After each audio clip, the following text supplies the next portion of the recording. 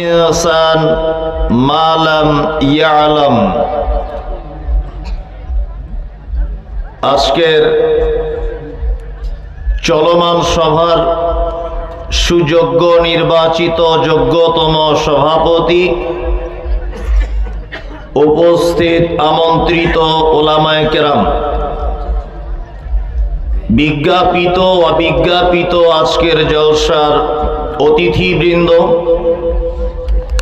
শ্রোতা হিসাবে যারা এসেছেন, চলে গেছেন, আসছেন, নারী পুরুষ আবাল বৃদ্ধ বনিতা নির্বিশেষে সকলকে জানাচ্ছি আন্তরিক শুভেচ্ছা, ভালোবাসা, প্রেম, মোবারকবাদ, ধন্যবাদ, সাধুবাদ, স্নেহাশিস যথাক্রমে শ্রেণীগতভাবে। আলহামদুলিল্লাহ, আমি আরবিতে আল্লাহর প্রশংসা আদায় করেছি, তথাপিও আমি একজন পিওর বাঙালি, ওই জন্যে বাংলাতেও আল্লাহর প্রশংসা আদায় করছি যে মহান রব আমাদেরকে একটি দ্বীনি মজলিসে বসে হাদিস এবং কোরআন শোনার সুযোগ করে দিয়েছেন। তাই আমরা সকলে বলি আলহামদুলিল্লাহ। অতঃপর বিশ্ব বরেণ্য নেতা, বহিঃপ্লবিক প্রণেতা, সৈয়দুল মুরসালিন, ইমামুল আম্বিয়া জনাবে মুহাম্মদ রাসূলুল্লাহ সাল্লাল্লাহু আলাইহি ওয়াসাল্লামের উপর অজস্র দরুদ শান্তির ধারায় বর্ষিত হোক।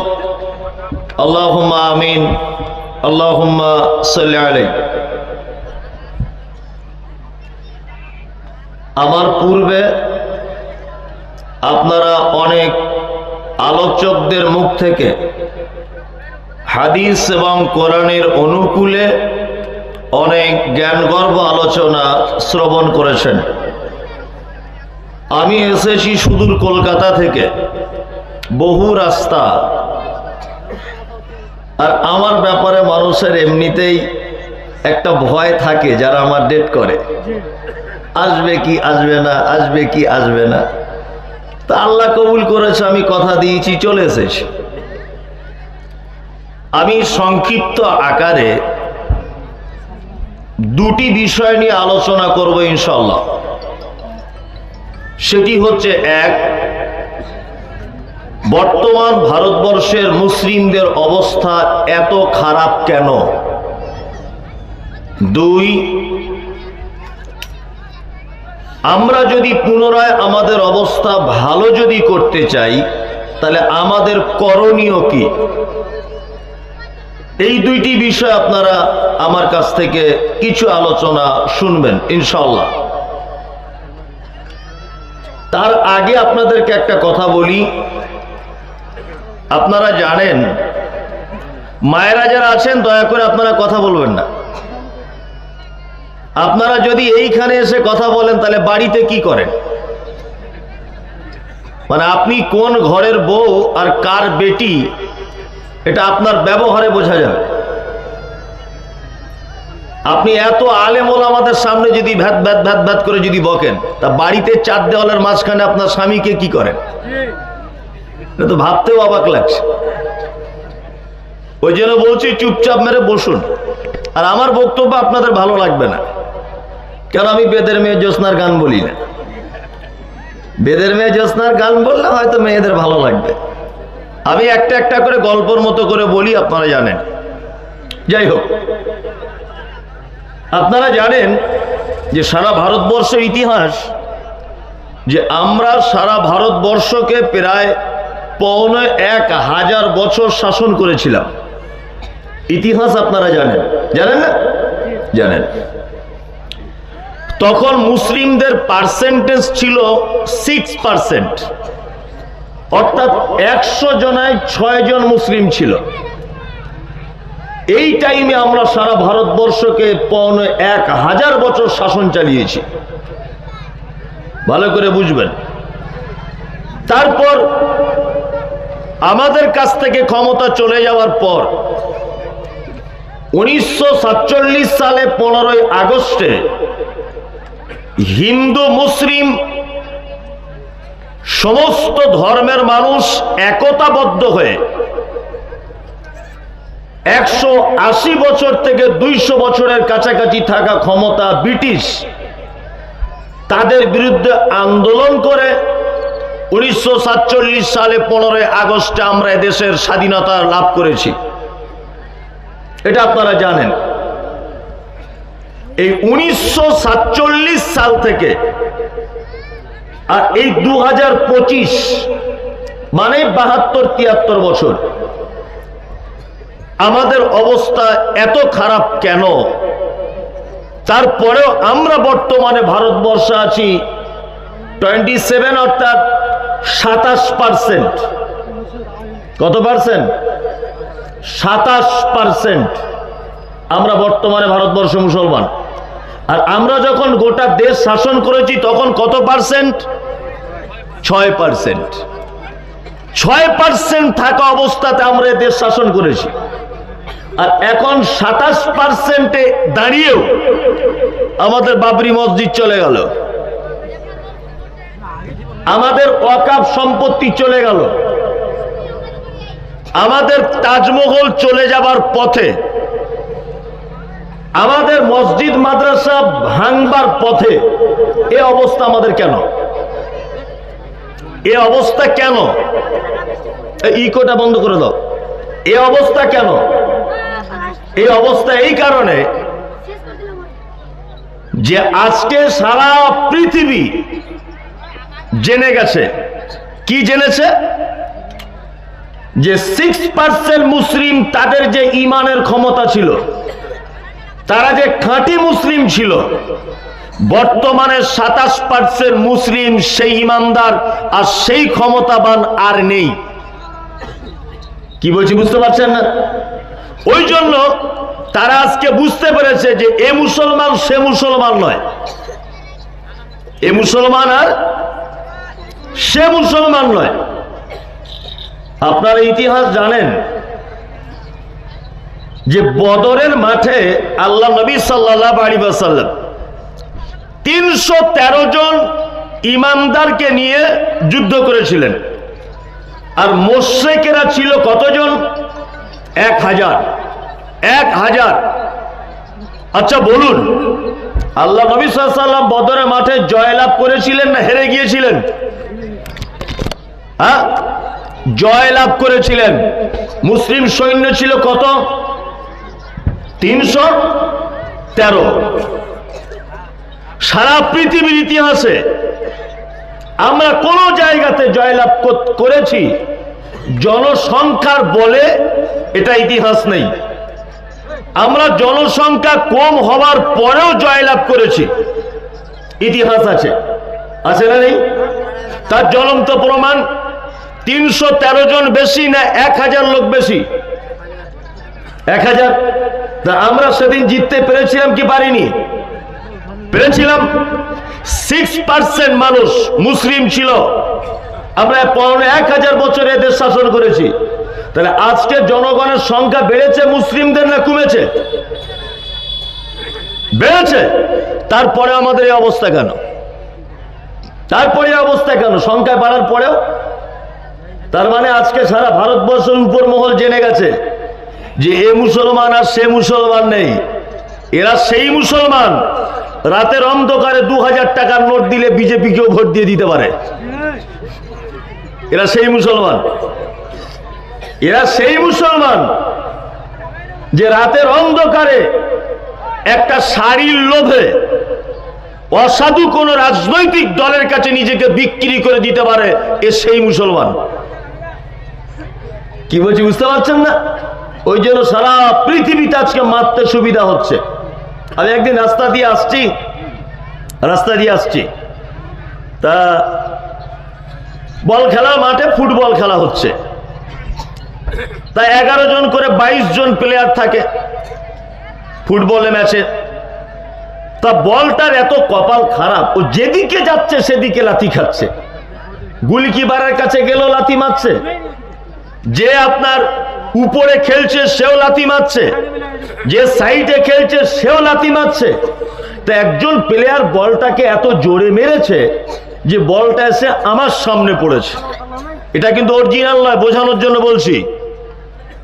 তা আমি বলটাকে ধরে আস্তে করে বলছি, বল আচ্ছা তোর কি জন্মই হয়েছে মার খাওয়ার জন্য? সারা জীবন কি তুই মারই খাবি? বল তখন আমাকে হেসে দিয়ে বলছে, হুজুর আমি মার খেতাম না, আমি 11 জন করে 22 জন যুবকের পায়ের গোড়ালি ভেঙে দিতাম যদি আমার ভিতরে পাথর, সীসা, লোহা, দস্তা, তামা এই সমস্ত কোন ধাতু যদি ভরা থাকতো আমার ভিতরে, তাহলে আমি 11 জন করে 22 জনের যুবকের পায়ের গোড়ালি ভেঙে দিতাম। কিন্তু সমস্যা আমার এক জায়গাতে, আমার জন্ম থেকে ভিতরে হাওয়া দেওয়া আছে। এই ভিতরে হাওয়া আছে বলে চারিদিক থেকে লাথি মেরে ওরা আরাম পাচ্ছে খুব। তার মানে আমরা মুসলমান না, যেখানেই যাচ্ছি মার খাচ্ছি, যেখানেই যাচ্ছি মার খাচ্ছি বর্তমানে। তার একটা কারণ কি? মানে আমাদের ভিতরে আর সেই ঈমান আছে নাই। আপনি দেখুন, আমার মা চাচিরা দেখেছি ফজরের নামাজ পড়লে কোরআন তেলাওয়াত করত। রাস্তা দিয়ে পার হয়ে গেলে কোরআন তেলাওয়াত শোনা যেত যে ফটিকের বউ কোরআন পড়ছে। এখন আপনি রাস্তা দিয়ে পার হয়ে যান তো আপনি এইটা শুনতে পাবেন, ফটিকের বউ এখন টিকটকে ভিডিও দেখছে। দেখুন, আগেকার দিনে বয়স্ক মানুষেরা বাড়িতে কোরআন তেলাওয়াত করত, এখন তো অনেক টাকা দিয়ে বাড়ি তৈরি করছে। কিন্তু দুঃখ একটা যে ওই বাড়িতে 300 টাকার একটা কোরআন মাজিদের জায়গা হয় না। ও শোকেসের আলমারিতে পুতুল আছে, কাপ, প্লেট, ফ্রিজ, পিয়ালা, শাড়ি, জামা কাপড় সবকিছু আছে, কিন্তু দুর্ভাগ্য যে ওর বাড়িতে একটা কোরআন নাই। বলছে রাখার জায়গা নাই। 1.5 কোটি টাকার বাড়ি আর কোরআন রাখার জায়গা নেই। বর্তমান মুসলিমদের এই অবস্থা। কি বললাম বুঝলেন? আর আমি মমতাজুল ইসলাম কলকাতা থেকে, কেন কাবার ইমাম সাহেব এসেও যদি বক্তব্য দেয় তবু এদেরকে ঠিক করা যাবে না। কারণ কি বলুন তো, যে মুসলমান কবর খুঁড়তে খুঁড়তে দাঁড়িয়ে বিড়ি টানে, ওই মুসলমানকে জীবনে হাদিস কোরআন দিয়ে বোঝানো আর সম্ভব নয়। আপনাদের এখানে সব কাজ হয় না। দেখবেন আপনার আব্বা মারা গেছে, বাঁশ বাগানে 3টে লোক কবর খুঁড়ছে, একজনের দেশলাই ধরিয়ে দিচ্ছে আর একজনের মুখে আগুন দিচ্ছে। মানে কবর খুঁড়ছে, 5 মিনিট পরে একটা লাশকে কবরের ভিতরে রাখা হবে, এই মুহূর্তে কবরে দাঁড়িয়ে কবর খুঁড়নেওয়ালা লোকটা বিড়ি টানছে। এদেরকে আর হাদিস কোরআন দিয়ে বোঝানো যায়? যাবে? যাবে না।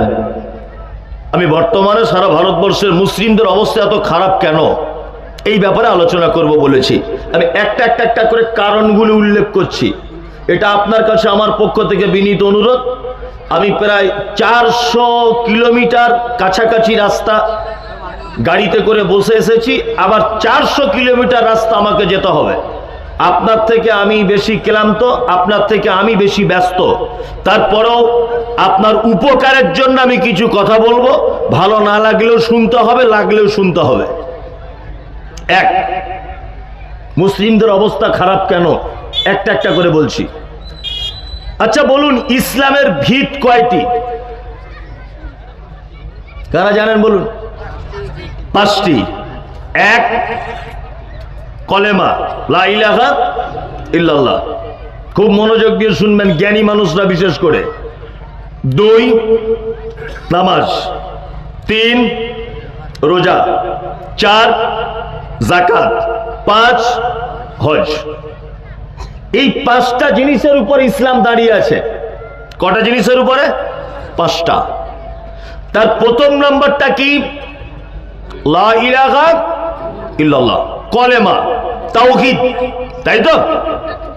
আচ্ছা, এই কলেমা লা ইলাহা ইল্লাল্লাহ পবিত্র আল কোরআনে কত জায়গায় এসেছে শব্দটা বা এই কলেমাটা আপনাদের কারো জানা আছে? নেই। এক জায়গাতে, মাত্র এক জায়গায়। ভালো করে বুঝবেন, মাত্র এক জায়গায়। সূরা মুহাম্মদ আয়াত নাম্বার 19 আল্লাহ তাআলা বলছেন, ফা'লাম আন্নাহু লা ইলাহা ইল্লাল্লাহ। মুহাম্মদ সাল্লাল্লাহু আলাইহি ওয়াসাল্লাম, আপনি পড়ুন, আপনি জানুন যে আল্লাহ ছাড়া কোনো সত্য উপাস্যক নেই। তাহলে সূরা মুহাম্মদ 19 নম্বর আয়াতে আল্লাহ সুবহানাহু ওয়া তাআলা একবার লা ইলাহা ইল্লাল্লাহটা উল্লেখ করেছেন। আমি কিন্তু ধরবো যারা সামনে বসে আছে, মনে রাখবেন। 2, তারপরে এলো নামাজ। আচ্ছা, নামাজ শব্দটা কোরআন মাজিদে কতবার এসেছে? 82 বার, তাই তো? তারপরে এসেছে কি? রোজা বা সিয়াম। আচ্ছা, সিয়াম শব্দটা কোরআনে কতবার এসেছে জানা আছে? জানা নেই, মাত্র 11 বার। তারপরে এলো যাকাত। এই যাকাত শব্দটা কোরআনে কতবার এসেছে? 29 বার। তারপরে এলো হজ। এই হজ শব্দটা কোরআনে কতবার এসেছে? 11 বার। আমি আবার প্রথম থেকে শুরু করছি। কলেমা 1 বার, নামাজ 82 বার, যাকাত 29 বার, আর রোজা 11 বার, আর হজ 11 বার, তাই তো? এই কথাটা এখানে থেমে যাচ্ছি আমি, আপনাকে আমি লাস্টে গিয়ে ধরবো 5 মিনিট পর। আমি আরেকটা কথা বলে এই কথাটা জয়েন করছি। 1, মুহাম্মদ সাল্লাল্লাহু আলাইহি ওয়াসাল্লাম যে জায়গাটায় জন্মগ্রহণ করেছিলেন, ওই জায়গাটির নাম কি? কারা বলতে পারবেন? মক্কা, তাই তো? জি। আর তিনি যে সময়ে জন্মগ্রহণ করেছিলেন, সময়টার নাম কি ছিল? জামানায়ে জাহেলিয়াত, অর্থাৎ অজ্ঞতার যুগ। অজ্ঞতা এতটাই ছিল যে বাপ তার বেটিকে নিয়ে রাত কাটাতো। অজ্ঞতা এতটাই ছিল যে ভাতিজা তার ফুফুর সঙ্গে শারীরিক সম্পর্ক করত। অজ্ঞতা এতটাই ছিল যে ভাই তার বোনের সঙ্গে শারীরিক সম্পর্ক করত বৈধ মনে করে, যে এটা বৈধ, এটা কোনো ব্যাপারই নয়। ভালো করে বুঝবেন। আমার দিকে ফিরুন, আপনি আমার দিকে ফিরুন, কোনো দিকে ফেরা যাবে না, আপনি আমার দিকে অ্যাক্টিভ হয়ে থাকুন। মুহাম্মদ সাল্লাল্লাহু আলাইহি ওয়াসাল্লাম যে জামানাতে এসেছিলেন, জামানার নাম আইয়ামে জাহেলিয়াত। জাহেলিয়াতটা এমন এক জায়গাতে পৌঁছেছিল যে মানুষের মাথার মুন্ডু মারা যাবার পরে কেটে তার মগজ বার করে তার ভিতরে তারা মদ রেখে মদ পান করত। এর নাম হচ্ছে অজ্ঞতা। এখানে যারা জ্ঞানী মানুষ আছেন, শিক্ষিত মানুষ আছেন, আপনাদের কাছে বিনীত অনুরোধ, মমতাজুল ইসলাম মানে বিতর্কিত লোক। মমতাজুল ইসলাম মানে ও উল্টো পাল্টা বলে দিলে ঝামেলা লেগে যায়। তা যারা জ্ঞানী মানুষ আছেন, খাতার কলম নিয়ে এখানে বসুন, আমার কোন জায়গাটায় মিস হচ্ছে আপনি নোট করে রাখুন। এটা আপনার আমি দায়িত্ব দিয়ে গেলাম। আপনি দূর থেকে আমাকে বিতর্কিত ভেবেছেন, আপনি আমার কাছে থেকে শুনুন, দেখবেন আপনি আমার কাছে এবং আমি আপনার কাছে অতীব প্রিয় হয়ে যাবেন ইনশাল্লাহ। আসলে মোবাইলে তো অনেক কিছু দেখা যায়। আমি কিছুদিন আগে দেখছিলাম হাসিনার সাথে নরেন্দ্র মোদীর বিয়ে হচ্ছে, মোবাইলে দেখেছি। তখন ওই নিয়ে কি আমি নাচবো? মোবাইলে দেখতে পাওয়া যাচ্ছে এড়ে গরু দুধ দিচ্ছে, এটা কি সম্ভব? তা মোবাইলে দেখে মানুষকে বিচার করা যাবে না, ডাইরেক্ট শুনতে হবে। নিয়ে মুহাম্মদ সাল্লাল্লাহু আলাইহি ওয়াসাল্লাম যে জামানায় জন্মগ্রহণ করেছিলেন, সেই জামানায় 4টি পাপ ছিল সব থেকে বড় পাপ। কটি পাপ? 4টি। এক নম্বর পাপ ছিল মদ পান। 2 নম্বর পাপ ছিল ব্যভিচার। 3 নম্বর পাপ ছিল সুদ, চক্র বৃদ্ধি হারে। 4 নম্বর পাপ কি ছিল? গোত্রীয় ঝামেলা, বংশে বংশে ঝামেলা, বংশে বংশে ঝামেলা। আমি আপনাকে আবার ধরবো, তাহলে কটা পাপ ছিল সেই যুগে সব থেকে বেশি? 4টা। মদ পান, ব্যভিচার, চক্র বৃদ্ধি হারে সুদ এবং গোত্রীয় ঝামেলা। মুহাম্মদ সাল্লাল্লাহু আলাইহি ওয়াসাল্লাম নবী হয়েছিলেন কত বছর বয়সে? 40 বছর বয়সে তিনি নবী হয়েছিলেন, তাই তো? এই 40 বছর আগে থেকে তিনি ছিলেন ন্যায়পরায়ণ, তিনি ছিলেন কোমল ভাষার মানুষ, কোমল হৃদয়ের মানুষ, তিনি ছিলেন মার্জিত ভাষায় কথা বলা একজন মানুষ, এবং তিনি অন্যায়ের বিরুদ্ধে বলিষ্ঠ কণ্ঠে বক্তব্য রাখার একজন মানুষ।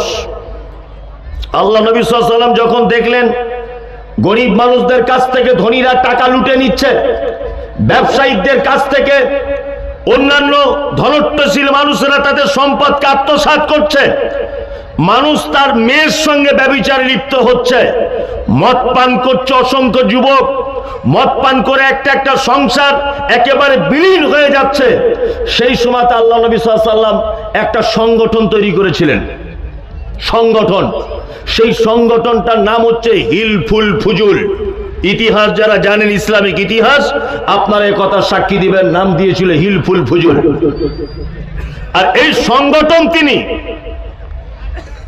যাদেরকে নিয়ে চালাতেন তারা হচ্ছে সমাজের তখনকার দিনের যুবক ছেলেরা, আর এর দায়িত্ব পালন করতেন মুহাম্মদ সাল্লাল্লাহু আলাইহি ওয়াসাল্লাম। এবার আপনাকে আর একটা কথা ধরছি, আচ্ছা আল্লাহ নবী সাল্লাল্লাহু আলাইহি ওয়াসাল্লাম কোন স্কুলে পড়াশোনা করে শিক্ষিত মানুষ ছিলেন? ছিলেন না তো, ছিলেন না।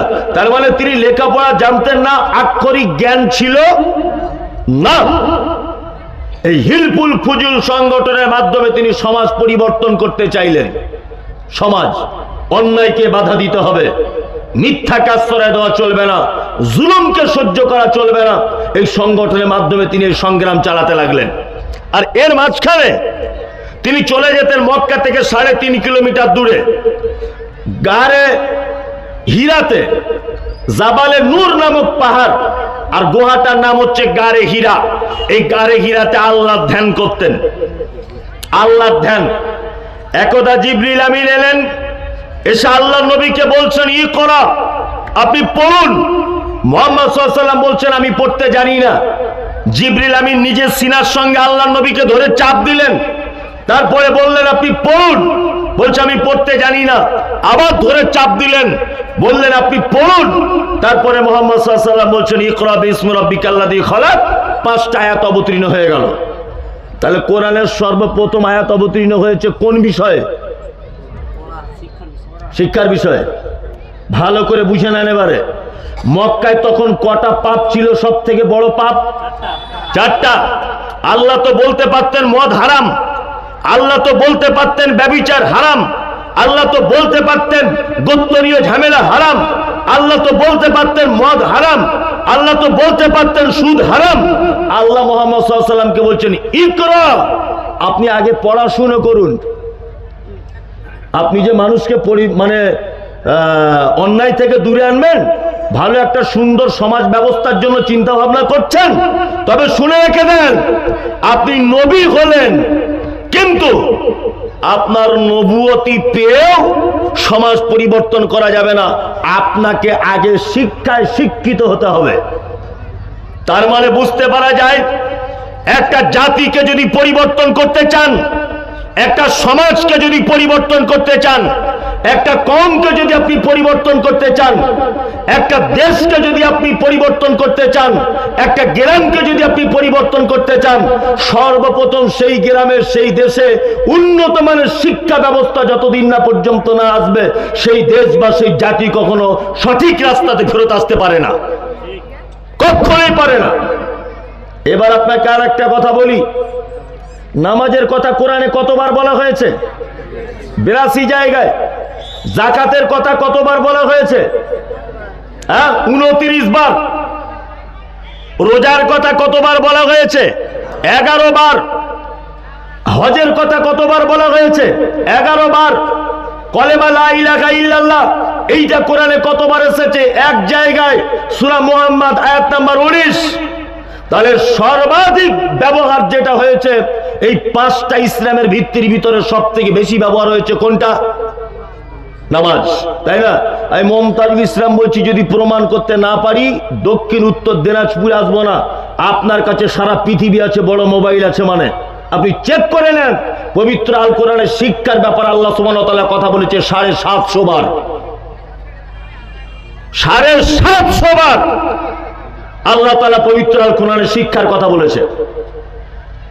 আজকে সারা দেশ জুড়ে, সারা রাজ্য জুড়ে আন্দোলন তৈরি হচ্ছে, মসজিদ করতে হবে, মসজিদ করতে হবে, মসজিদ করতে হবে। আমি মমতাজুল ইসলাম মসজিদের বিরোধিতা করি না, মসজিদের বিরুদ্ধের লোক আমি নয়। একজন লোক, আল্লাহ নবী সাল্লাল্লাহু আলাইহি ওয়াসাল্লাম দেখতে পাচ্ছেন লোকটা নামাজ পড়েছে 2 রাকাত, আল্লাহ নবী নিজে দেখছেন, আল্লাহ নবী লোকটাকে জিজ্ঞাসা করছেন, সল্লি, তুমি সালাত আদায় করেছো? লোকটা বলছে, হ্যাঁ আমি সালাত আদায় করেছি। আল্লাহ নবী সাল্লাল্লাহু আলাইহি ওয়াসাল্লাম বলছেন, ফাইন্না কালাম তুসাল্লি, তুমি সালাত আদায় করনি, নামাজ পড়নি। অথচ আল্লাহ নবী নিজে চোখে দেখলেন লোকটা নামাজ পড়েছে। লোকটা আবার ফিরে গেল, আবার 2 রাকাত নামাজ পড়েছে। আল্লাহ নবী নিজের চোখে দেখলেন নামাজ পড়ছে লোকটা নামাজ পড়ছে। আবার আল্লাহ নবী তাকে জিজ্ঞাসা করছেন, এই তুমি নামাজ পড়েছো? লোকটা বলছে, আমি নামাজ পড়েছি। আল্লাহ নবী বলছে, তুমি নামাজ পড়নি। যদি নবী বলতেন তুমি নামাজ পড়েছো, কোনো রকম হয়েছে, তবু একটা কথা হতো। আল্লাহ নবী ডাইরেক্ট কথা কেটে দিয়ে বলছে তুমি নামাজ পড়োনি। কারণ কি?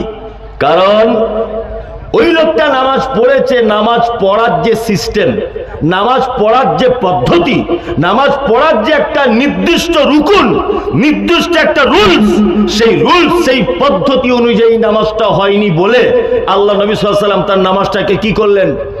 বাতিল করে দিলেন। তার মানে মসজিদে নামাজ পড়তে যাবার আগে আপনাকে নামাজ কি করে পড়তে হয় সেই জ্ঞান আগে অর্জন করতে হবে। 5 লাখ টাকা খরচা করে হজ করে গেলেন, আপনাকে লোক হাজী সাহেব বলছে, হাজী সাহেব আপনাকে বলতে পারে, আপনাকে হজে যাবার আগে হজের পদ্ধতি সম্পর্কে জ্ঞান অর্জন করতে হবে। কি বলছি বুঝতে পারছেন? তার মানে প্রত্যেক ইবাদতের আগে সেই ইবাদত সম্পর্কে আপনাকে জ্ঞান অর্জন করতে হবে। নামাজে হাত বাঁধে কোথায়? এখানে। কেউ যদি এখানে বাঁধে এরকম করে, চলবে না, নামাজ হবে? তার মানে এই শিক্ষাটা তার অর্জন আগে করতে হবে কি করতে হবে না, যে নামাজ পড়ার পদ্ধতি কি হবে, কি হবে না হবে। আরে ওই জন্যই তো মুহাম্মদ সাল্লাল্লাহু আলাইহি আল্লাহ তাআলা পবিত্র আল কোরআনের 750 জায়গায় বলেছে, তোমরা শিক্ষা গ্রহণ করো, তোমরা শিক্ষা গ্রহণ করো, তোমরা শিক্ষা গ্রহণ করো। আমি শুধু এই কথা বলেছি, মুসলিম জাতি কত বড় বোকা। নামাজের কথা পবিত্র আল কোরআনে আল্লাহ সুবহানাহু ওয়া তাআলা 82 জায়গায় বলেছেন, আর শিক্ষার কথা বলেছেন প্রায় 750 জায়গায়। এই জাতি আজকে মসজিদ নিয়ে কম্পিটিশনে নেমেছে। ওদের মসজিদে 12টা এসি, আমাদের মসজিদে 12টা এসি লাগাতে হবে। ওদের মসজিদ 4টে গম্বুজ, আমাদের মসজিদে 4টে গম্বুজ। শুনে রেখে দেন, পৃথিবীতে 3টে মসজিদে নামাজ পড়লে নাকি বেশি হয়। এক, কাবায় যদি কেউ 2 রাকাত নামাজ পড়ে 1 লক্ষ রাকাতের নেকি। মসজিদে নববীতে যদি কেউ 2 রাকাত নামাজ পড়ে 1000 রাকাতের নেকি। আর একটা ফিলিস্তিনে মসজিদ আছে, মসজিদে আকসা, ওইটাতে যদি কেউ নামাজ পড়ে নাকি কিছু বেশি হয়। এই 3টে মসজিদে নামাজ পড়লে নাকি বেশি হয়। বাকি দিল্লির জামে মসজিদে যা নাকি, আপনার দিনাজপুরের টিনের মসজিদে একই নাকি, বাবরি মসজিদে নামাজ পড়লে যা নাকি, উপরে খাজুর পাতা দিয়ে ছাউনিতে মসজিদে একই নাকি, টিনের মসজিদে যা নাকি, 12টা এসি লাগানো মসজিদে একই নাকি। নেকির কোনো ডিফারেন্স নাই, নেকির কোনো ডিফারেন্স নাই। আজকে প্রত্যেক গ্রামে, প্রতিটা গ্রামে মসজিদের প্রতিযোগিতা চলছে, কিন্তু আপনি খোঁজ নিয়ে দেখুন যে ওই গ্রামে গরিব মানুষের অনেক ছেলে অর্থের কারণে তাদের প্রতিভা আছে, স্কুলে ভালো জায়গায় পৌঁছাতে পারছে না, ভালো করে মিশনে পৌঁছাতে পারছে না। গ্রামের মানুষের কোনো মাথা ব্যথা নেই, মসজিদ করতে হবে, মসজিদে এসি লাগবে, কে দেবে? বলছে আমি 4টে এসি দেবো। তোমার এসি দেবার 10 পয়সা দাম নাই। তুমি শিক্ষা প্রতিষ্ঠানের টাকা খরচা করো, শিক্ষা প্রতিষ্ঠানে। আরে যে পৃথিবীর শ্রেষ্ঠ ধর্মগ্রন্থ আল কোরআন, যে কোরআন 750 জায়গায় বলেছে শিক্ষা অর্জন করো, জাতি এই অপশনটাকে বাদ দিয়ে শুধু এখন লেগেছে মসজিদ করতে। মসজিদ করতে হবে, মসজিদ করতে হবে। কি হবে মসজিদ করে জাতির? মসজিদে নামাজ পড়ার যদি দুয়ায় একটা লোক না জানলো, নামাজ পড়ার পদ্ধতি যদি না জানলো, তাহলে বলুন তার নামাজ হবে? বলুন হবে? তাহলে নামাজের আগে নামাজের জ্ঞান অর্জন করা লাগবে কি লাগবে না? লাগবে। শুনুন, হযরত মুহাম্মদ সাল্লাল্লাহু আলাইহি ওয়াসাল্লাম শিক্ষার মর্যাদা দিতে গিয়ে একটা কথা বলেছে। এই কথাটা যদি আপনারা শোনেন তো আপনার গায়ের লোম খারাপ হয়ে যাবে, যে একই কথা। আচ্ছা বলুন তো দেখি, বাড়িতে কুকুর পোষা জায়েজ না না জায়েজ? বলুন, না জায়েজ তো। এবং হাদিসে এটা আছে, কেউ যদি বাড়িতে কুকুর যদি লালন পালন করে, প্রত্যেক দিন সকালবেলাতে 2টো উহুদ পাহাড়ের সমান নেকি তার আমলনামা থেকে মাইনাস করে দেওয়া হবে। ঢং করে যদি কেউ বাড়িতে কুকুর রাখে, তাই না? তাহলে কুকুর সব থেকে খারাপ প্রাণী, তাই তো না? ওরও কাজ আছে। যদি বলছেন এত খাতারনাক প্রাণী আল্লাহ বানালো কেন? আল্লাহ সুবহানাহু ওয়া তাআলা পৃথিবীতে যা কিছু বানিয়েছেন সব মানুষের কল্যাণের জন্য। তাই না? গ্রামে জলসা হয়েছে, 4000 লোকের খাওয়া দাওয়ার ব্যবস্থা, গরুর গোস্ত আর ভাত। আপনি তো একেবারে ছিঁড়ে ছিঁড়ে খেলেন আর হাড্ডিগুলো সাইডে ফেলে দিলেন। কালকে থেকে হাড্ডিগুলো পচবে, ওই হাড্ডিগুলো কুড়াবে কে? জলসা কমিটির কেউ কুড়িয়ে আনবে না। আল্লাহ সুবহানাহু ওয়া তাআলা কুকুরকে এই জন্য পাঠিয়েছে যে তোকে পাঠানো হয়েছে আমার বান্দা যেন ওই পচা হাড়ের কারণে অসুস্থ না হয়ে যায়, ওটা যেন দুর্গন্ধ না হয়, মসজিদে মুসল্লি যেতে যেন তার কষ্ট না হয়। ও জলসাতে ভাত খাবে, হাড্ডি ফেলবে, তুই ওটাকে সাফাই করে দিবি। আল্লাহ ওকে সাফাই কর্মী ডিপার্টমেন্টে পাঠিয়েছে। বাচ্চা ছেলে পায়খানা করে দিয়েছে রাস্তার ধারে, কে পরিষ্কার করবে? পঞ্চায়েত প্রধান, মৌলভী সাহেব, ইমাম সাহেব কেউ করবে না। আল্লাহ কুকুরকে বলে দিয়েছে ওটা গন্ধ করবে, তুই দিয়ে চেটে মেরে দে, যাকে চাট চেটে মেরে দে। ওকে ম্যাথরের ডিপার্টমেন্টে পাঠানো হয়েছে। যদি বলছে মৌলভী সাহেব তাহলে মশাগুলো কি করলো? তাহলে যেখানেই যায় কামড়ায়। প্রশ্ন জায়গায় কি জাগে না? মশা যেখানেই যায় কামড়ায়, তা ওকে আল্লাহ কেন পাঠালো? ওরও কাজ আছে, ওর কাজ নেই? আচ্ছা বলুন তো, এই মশাটাকে মারার জন্য কত কোম্পানি কত ওষুধ ব্যবহার করছে? অল আউট একটা কোম্পানি, গুড নাইট আছে না, এই মর্টিন এটা একটা কোম্পানি, মশারি কোম্পানি। আচ্ছা মর্টিন কোম্পানির বউ আর ওর স্বামী দুজনে মিলে তো তৈরি করে না, নিশ্চয়ই হাজার হাজার কর্মচারী আছে। গুড নাইট কোম্পানি হাজার হাজার কর্মচারী আছে, হ্যাঁ, অল আউট কোম্পানির হাজার হাজার কর্মচারী আছে। মশারি কাপড়গুলো যেখানে তৈরি হচ্ছে হাজার হাজার ফ্যাক্টরিতে লোক কাজ করছে। তার মানে সামান্য একটা মশার মাধ্যমে আল্লাহ কত লোকের রুজি দিচ্ছে দেখুন, কত লোকের রুজির ব্যবস্থা করেছে। অল আউট কোম্পানিতে যারা কাজ করছে, আরে 10,000 তো বেতন পায়, তাহলে আল্লাহ ওর মাধ্যমে লক্ষ লক্ষ মানুষের রুজি বন্টন করছে। মানে এর ভিতরেও লজিক আছে, মানে একেবারে অহেতুক কিছু করে আল্লাহ কে বানায়নি। যা কিছু তিনি তৈরি করেছেন প্রত্যেক সৃষ্টির পিছনে কি আছে? কারণ আছে প্রত্যেক সৃষ্টির পিছনে। আমি যে কথা বলছিলাম, তাহলে কুকুর বাড়িতে লালন পালন করা যাবে না। এবার আল্লাহ নবীর একটা কথা শুনুন, আলেম ওলামারা আছে তো এখানে, আমার ভুল হয়ে গেলে ধরবে, আমি বলে দিয়েছি বারবার ধরার কথা। শিক্ষিত মানুষ যারা আছেন আমার ভুল হলেই নোট করবেন, আমাকে লাস্টে বলবেন, আমি আবার ওগুলো ক্লিয়ার করব। এক, আল্লাহ নবী বলছেন ওই কুকুর বাড়িতে রাখা যাবে যে কুকুর ঘরের মুরগি ধরতে যায় না, পরের মুরগি দেখলে ধরে। বুঝুন কথাটা, হ্যাঁ দাঁত বার করে হাসলে হবে না, কথাটা আগে ওজন করুন, হাসির কথা বলিনি। যে কুকুর বাড়ির মালিককে দেখলে কামড়াতে যায় না, কিন্তু অন্যজনকে দেখলে কামড়াতে যায়, অর্থাৎ তাকে ট্রেনিং দেওয়া হয়েছে, এটা আমার ঘরের লোক ডাকবি না, ওটা পরের লোক কামড়াতে যাবি, এটা আমার ঘরের মুরগি খাবি না, সাইফুলদের মুরগি এই এলাকায় এলে ধরবি। ভালো করে বুঝবেন, যে কুকুর তার মালিক তাকে প্রশিক্ষণ দিয়েছে, ট্রেনিং দিয়েছে, আল্লাহ নবী সাল্লাল্লাহু আলাইহি ওয়াসাল্লাম বলছে ট্রেনিং প্রাপ্ত শিক্ষিত কুকুর তোমরা প্রয়োজনে তোমার পোল্ট্রির ফার্ম, তোমার ছাগলের গোয়াল ঘর, তোমার ধানের জমি, তোমার পাটের জমি, তোমার আমের বাগান, তোমার লাউ কদু বসিয়েছ তোমার জমি, এই সমস্ত পাহারাদারের দায়িত্ব তুমি তাকে কাজে লাগাতে পারো যদি তুমি তাকে ট্রেনিং দাও। মুহাম্মদ সাল্লাল্লাহু আলাইহি ওয়াসাল্লাম শিক্ষিত কুকুরকে পর্যন্ত সম্মানের চেয়ারে বসিয়েছেন। কি বলছি বুঝতে পারছেন? শিক্ষিত কুকুরকে পর্যন্ত আল্লাহ নবী সাল্লাল্লাহু আলাইহি ওয়াসাল্লাম সম্মানের চেয়ার দিয়ে বলেছে তুমি শিক্ষিত কুকুর। এমনি কুকুর বাড়ি রাখলে 2 উহুদ পাহাড়ের সমান নেকি মাইনাস, কিন্তু শিক্ষিত কুকুর যদি হয় তার পারমিশন দেওয়া হয়েছে। তার মানে আল্লাহর নবী এবং আল্লাহ কত রকম ভাবে শিক্ষার ব্যাপারে বলেছে জানেন, কিন্তু আমরা ওতে নাই, ওতে নাই, শুধু মাথাতে এরকম করে ফেটি বানছে, বলছে বাবরি মসজিদ হচ্ছে, সবার আগে আমি জান দিয়ে দেবো, তোমার জান দেওয়ার 10 পয়সা দাম নাই। তুমি এখনো পেচ্ছাপ করার দোয়া শিখতে পারলে না, তুমি এখনো নামাজের পদ্ধতি জানো না, কি করে 2 রাকাত নামাজ পড়তে হয় তোমার জ্ঞান বুদ্ধি বিবেক নাই। তুমি স্কুলে যাওনি কোনোদিন? আল্লাহ তাআলা বলছো আরিজানিল জাহিলিন, যারা লেখাপড়া জানে না, আল্লাহ নবীকে বলছেন, এটা নবীকে, আরিজানিল জাহিলিন, নবী যারা লেখাপড়া জানে না আপনি তাদের ধারে পাশে যাবেন না, এটা আল্লাহ বলছে মুহাম্মদ সাল্লাল্লাহু আলাইহি ওয়াসাল্লামকে। তার মানে শিক্ষার গুরুত্ব আছে না নেই আপনারা বলুন, আছে না নেই? আছে।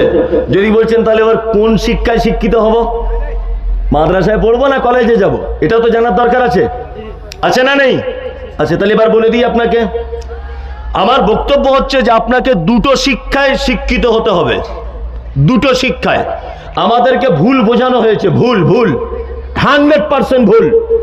মুহাম্মদ সাল্লাল্লাহু আলাইহি ওয়াসাল্লাম বলেছেন তালাবুল ইলমি ফারিজাতুন আলা কুল্লি মুসলিমিন, প্রত্যেক মুসলিম নরনারীর জন্য দ্বীনের জ্ঞান অর্জন করা কি ফরজ। এখন আমরা বলে দিয়েছি শুধু মৌলভী সাহেব হতে হবে, শুধু মৌলভী সাহেব। মাদ্রাসায় পড়ো আর বড় একটা পাগড়ি তোমার মাথায় বেঁধে দেওয়া হবে আর হাতে একটা মোটামুটি 4.5 ফুট লাঠি দিয়ে দেওয়া হবে, তুমি মৌলভী সাহেব হয়, এটা ফরজ। কে তোমাকে পদ্ধতি বললো? কে তোমাকে পদ্ধতি বললো? তালাবুল ইলমে ফারিজাতুন আলা কুল্লি মুসলিমিন, ইসলামের বেসিক জ্ঞান, যেমন নামাজ কি করে পড়তে হবে, রোজা কি করে রাখতে হবে, জাকাতের পদ্ধতি কেমন, পিতামাতার সঙ্গে কেমন ব্যবহার করতে হবে, হারাম কোনটা হালাল কোনটা, এই এতটুকু জ্ঞান একটা মানুষের জান্নাতে যাওয়া পর্যন্ত যেটা দরকার, এতটুকু জ্ঞান অর্জন করা আপনার জন্য ফরজ। কি বললাম বুঝলেন? তারপরে আপনার ছেলে মাইকেল মধুসূদন দত্ত হবে, তারপরে আপনার ছেলে কাজী নজরুল ইসলাম হবে, তারপরে আপনার ছেলে আরো অনেক কিছু হবে, কোনো সমস্যা নেই, কোনো সমস্যা নেই। আজকে আমাদের মুসলিম সমাজকে বলে দেওয়া হয়েছে তোর মেয়ের বয়স কত, তা বলছে 15 বছর হবে, আর স্কুলে দিয়ে লাভ নাই, ও কোথায় কি ঘটিয়ে ফেলবে তার ঠিক নাই, বিয়ে দিয়ে দে, নিয়ে মাথা মোটা বাপ বিয়ে দিয়ে দিস, বিয়ে দিয়ে দিস। আপনার বৌমা যখন পেটে বাচ্চা সিজার করতে হবে, হরিপদ অমুক ব্যানার্জি মুখার্জি, গায়ের মুসলিম একটা হিন্দু ছেলে, গায়ের মুসলিম একটা খ্রিস্টান ছেলে, গায়ের মুসলিম একটা বৌদ্ধ ধর্মের ছেলে, তাদের সামনে আপনার বৌমা শাড়ি জামা কাপড় খুলে নিজের ইজ্জতকে বিলীন করে দিল, আর তুমি বলছো মেয়ে 17 বছর বয়স, কি করবে বিয়ে দিয়ে দিই। তো ওই ডাক্তার যদি তোমার মেয়ে না হয়, তা তোমার মেয়ে, তোমার বৌমা, তোমার বেটি, তোমার স্ত্রী লজ্জাস্থান তো পরপুরুষে দেখবে। তাহলে মুসলিম মেয়েদেরকে ডাক্তার হওয়া দরকার আছে না নেই? আছে না নেই? কিন্তু আমাদের মাথায় ঢুকিয়ে দিয়েছে কি, ওরে বাবা মেয়ে 17 বছর বয়স হয়ে গেছে, বিয়ে দিয়ে দে, বিয়ে দিয়ে দে, লেখাপড়া না জানিয়ে বিয়ে দিয়ে দিল। বলছে কি হবে ডাক্তার হয়ে, কি হবে মাস্টার হয়ে? গোপাল ভাঁড়, তোমার মেয়ে যদি ডাক্তার না হয়, তোমার ওই মেয়েকেই পরপুরুষের সামনে নিজের ইজ্জত দেখাতে হবে। তো এরকম 20টা যদি একটা হসপিটালে মুসলিম ডাক্তার মহিলা যদি হয়, তাহলে আপনার মেয়ের সম্মান বাঁচবে না যাবে? আপনি বলুন, বাঁচবে? তাহলে শিক্ষার দরকার আছে না নেই? আচ্ছা, দুইটা শিক্ষায় শিক্ষিত হতে হবে। যদি কোনো একটা শিক্ষায় শিক্ষিত হন তাহলে কিন্তু বিপদ, মারাত্মক বিপদ। যদি বলছেন কেমন করে, এবার আপনাকে আমি বোঝাই। পবিত্র আল কোরআনে আল্লাহ তাআলা বলছেন ফাইন্না খালাকনাকুম মিন তুরাবিন সুম্মা মিন নুতফাতিন সুম্মা মিন আলাকাতিন সুম্মা মিন মুদগা, মানুষকে আমি আল্লাহ তৈরি করেছি মাটি থেকে। দুটো শিক্ষার দরকার আছে কিনা? মাটি থেকে মানুষকে তৈরি করা হয়েছে, এটা আপনারা বিশ্বাস করেন? করেন? আপনারা ঘুমোচ্ছেন কিনা দেখে হাত তুলুন তো। কোরআনের কথা বিশ্বাস কারা কারা করেন? সবাই। মাটি থেকে মানুষকে তৈরি করা হয়েছে, তাই না? স্কুলে পড়ানো হচ্ছে মানুষকে কি দিয়ে তৈরি করা হয়েছে? চার্লস ডারউইনের থিওরি বলছে বিবর্তনের মাঝখান দিয়ে মানুষ এসেছে। ওই জন্য দেখবেন ডাক্তার বাবু যে রুমে বসে থাকে, ওই রুমে দেখবেন একটা ক্যালেন্ডার থাকে, একজন এরকম করে আছে, আরেকজন একটু এরকম করে, আরেকজনে দেখবেন এরকম করে গড়িয়াল, আরেকজনে দেখবেন ওই বাঁদরের মতো, তারপর আরেকজন দেখবেন ফুল বাঁদর, তারপরে দেখবেন একজন মানুষ। তার মানে ডাক্তার বাবু ক্যালেন্ডারের মাঝখান থেকে বোঝাতে চাইছে যে আগে মানুষ বানর ছিল, বাঁদরের, তারপরে তার ভাইরা ভাই হলো, তারপরে তার খালাতো ভাই, তারপরে তা গড়িয়াল হলো, তারপরে মানে অন্য কিছু হলো, তারপরে মানুষ হলো। এটা বোঝানো হচ্ছে কি হচ্ছে না? এটা কার থিওরি? চার্লস ডারউইনের থিওরি। আমি মমতাজুল ইসলাম চার্লস ডারউইন যদি বেঁচে থাকতে একবার জিজ্ঞেস করে আসতাম যে এইটা তোমার মাথাতে কে দিল? হ্যাঁ, এ গোবর কে ঢোকালো তোমার মাথাতে? আমার বাড়িতে একটা গরু আছে, দেশি গরু, বুঝলেন? তা দেশি গরুর দুধ কম হয়, আর 1.5 কেজি 2 কেজি। তা আমার স্ত্রী, এটা গল্প বোঝানোর জন্য, অরিজিনাল নয়, তা আমার স্ত্রী বলছে মৌলভী সাহেব এই 1.5 কেজি দুধ হয় তো, তা আপনার বেটার বেটি খেয়ে নেয় সারাদিনে, আপনার মায়েরও খাওয়া হয় না, বাপেরও হয় না, আপনার আমার দুজনের তো বাদ। তা আমার স্ত্রী তখন বলছে এক কাজ করা যায় না? হচ্ছে কি? বলছে যে গরু বেশি দুধ দেয় ওই গরু পাওয়া যাবে কি?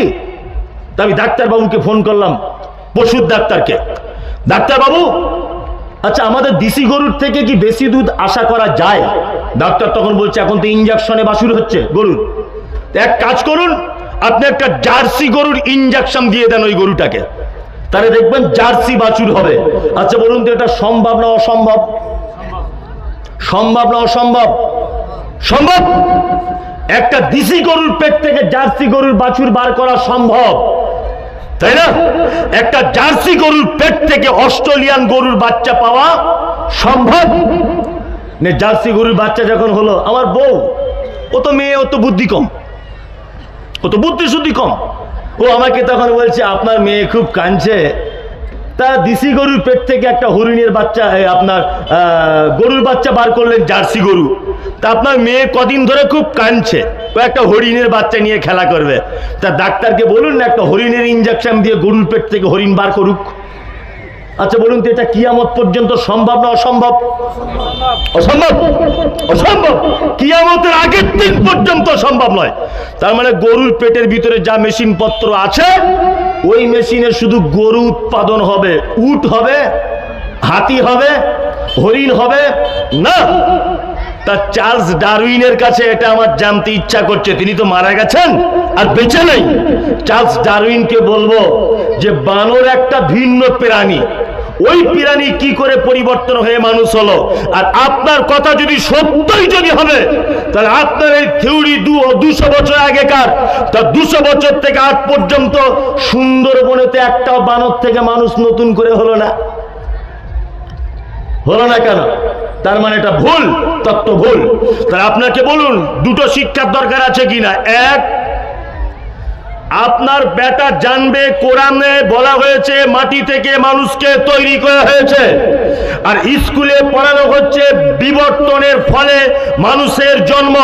তাহলে আপনার ছেলে যদি শুধু চার্লস ডারউইনের থিওরি যদি জানে আর কোরআনের এই কথা যদি না জানে, তাহলে আপনার বেটার ঈমান থাকবে না যাবে? যাবে। কোরআন বলেছে ওর নাম ঈসা, স্কুলে পড়ানো হচ্ছে ওর নাম যিশু। কোরআন বলছে ওর মায়ের নাম মারিয়াম, স্কুলে পড়ানো হচ্ছে মায়ের নাম ম্যারি। কোরআন বলছে ওর জন্ম হয়েছে বাইতুল লাহাম, স্কুলে পড়ানো হচ্ছে ওর জন্ম হয়েছে বেথলেহেম। তার মানে নবী ঈসার বংশের পরিচয় কোরআনের সাথে বর্তমান স্কুল সিলেবাসের একেবারে আসমান জমিন ডিফারেন্স আছে না নেই? আছে। তাহলে আপনার বেটা যেমন এটাও জানবে যে তার নাম যিশু, এটাও জানবে আপনার বেটা তার নাম ঈসা আলাইহিস সালাম। দুটোই যদি না জানে আপনার বেটার ঈমান থাকবে? থাকবে? থাকবে না। ওই জন্য আমার সব কথা শেষ কথা হচ্ছে এই, যে মুসলিম জাতি বর্তমানে সারা ভারতবর্ষে পিছিয়ে যাবার মূল একটা কারণ, সেটা কি? যে আমরা শিক্ষা থেকে অনেক দূরে আছি, তাই অনেক দূরে আছি। তাই আপনাদের কাছে বিনীত অনুরোধ যে আপনাদের ছেলে মেয়েগুলোকে ধরে ধরে স্কুলে পাঠান। কি বলছি বুঝতে পারছেন? আপনার ছেলে মেয়েকে ধরে কি করবেন? স্কুলে 15 বছরের ছেলে রাজমিস্ত্রি কাজ করছে, আর ওর বাপ চায়ের দোকানে বসে বিড়ি টানছে আর পা দোলাচ্ছে। 3টে ছেলে রাজমিস্ত্রি কাজ করে টাকা পাঠাচ্ছে। এই বাপকে ধরতে এবার পাছার চামড়া তুলে দিতে হবে। এই 15 বছর বয়সে ও রাজমিস্ত্রি কাজ করবে কেন? কেন রাজমিস্ত্রি কাজ করবে? আপনাকে পরামর্শ দিচ্ছি, শুনে রেখে দেন।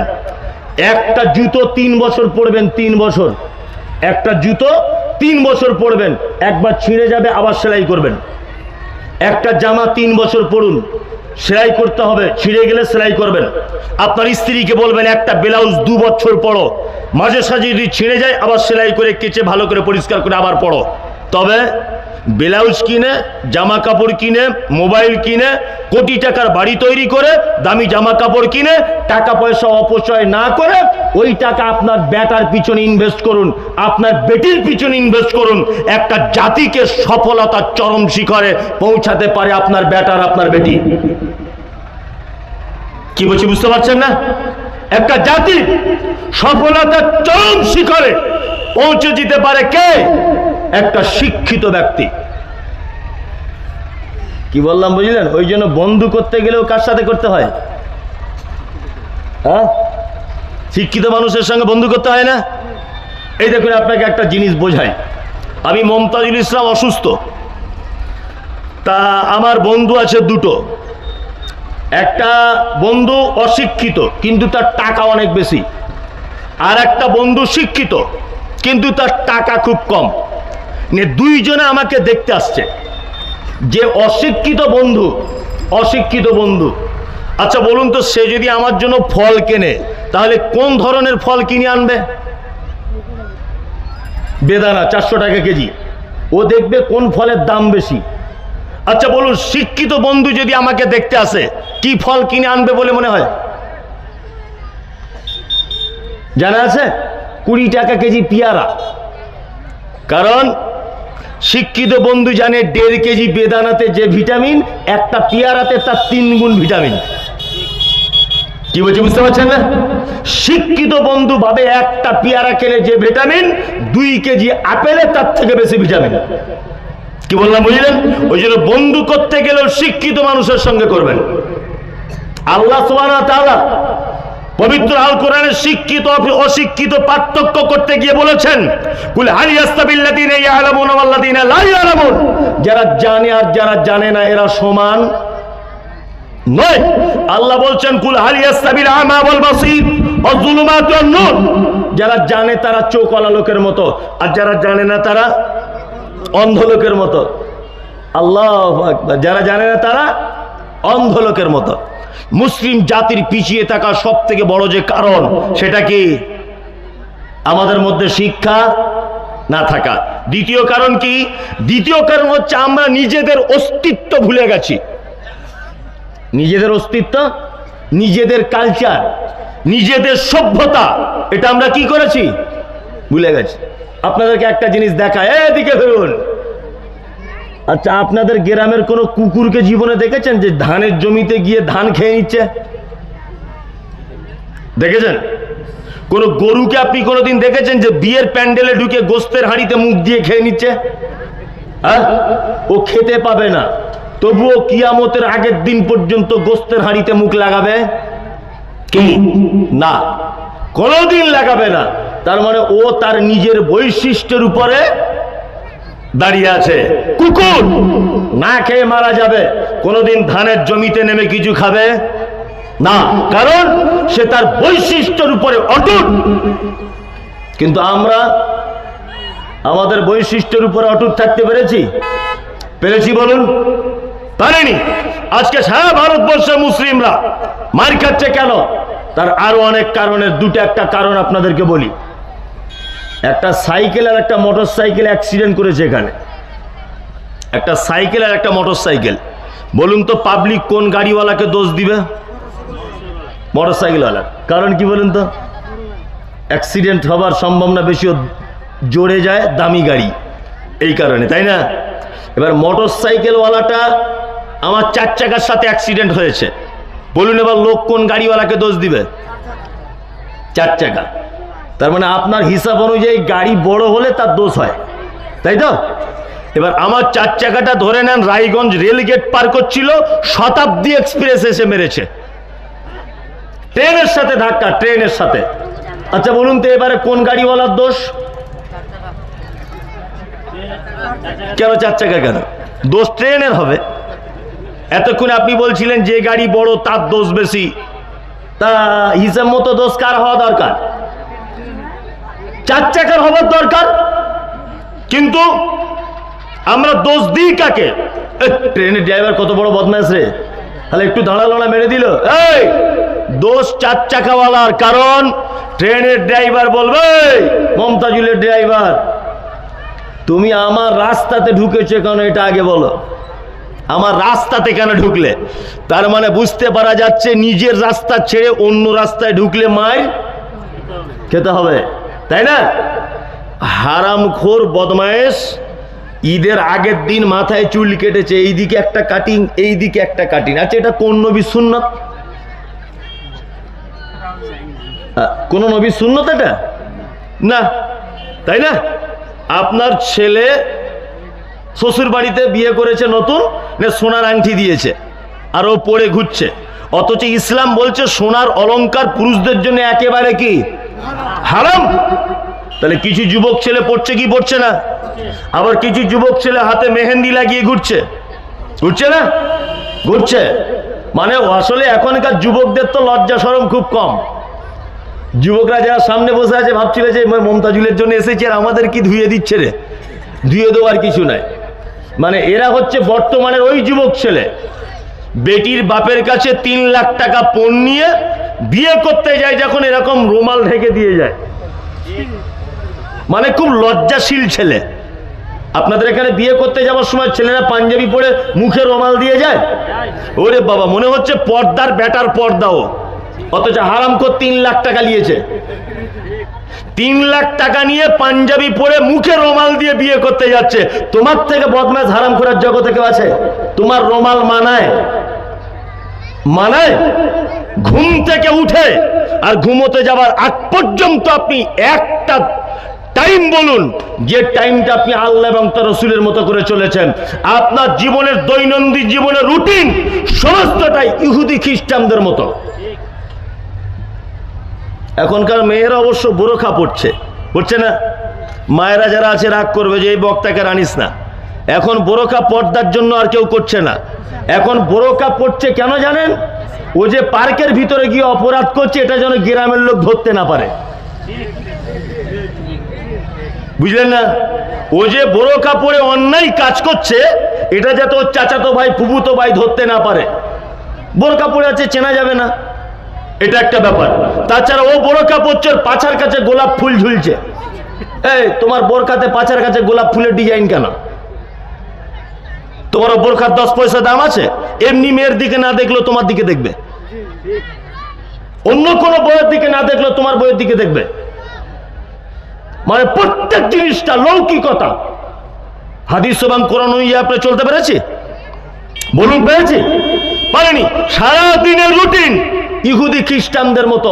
ওই জন্য আজকে নরেন্দ্র মোদী সরকার বুঝতে পেরেছে যে এরা সে মুসলমান নাই, এরা আর সে মুসলমান নাই, এরা সস্তার মুসলমান। ওই জন্য আপনারা দেখতে পাচ্ছেন না, আপনাদের দিনাজপুরেরই তো একজন মহিলা, কি ওর নাম, মাহফুজা খাতুন না কি নাম, বিজেপির প্রার্থী হয়ে বিশাল ভোট প্রচার করছে। আপনাদের 2 দিনাজপুরে কোন এক দিনাজপুরে হবে, দক্ষিণ দিনাজপুরে। আমি এটা সত্য বলছি না মিথ্যা বলছি? তার মানে বিজেপি সরকারও জেনে গেছে টাকা দিলে এদেরকে কেনা যায়, এদেরকে কেনা যায় টাকা দিলে, সেই মুসলমান।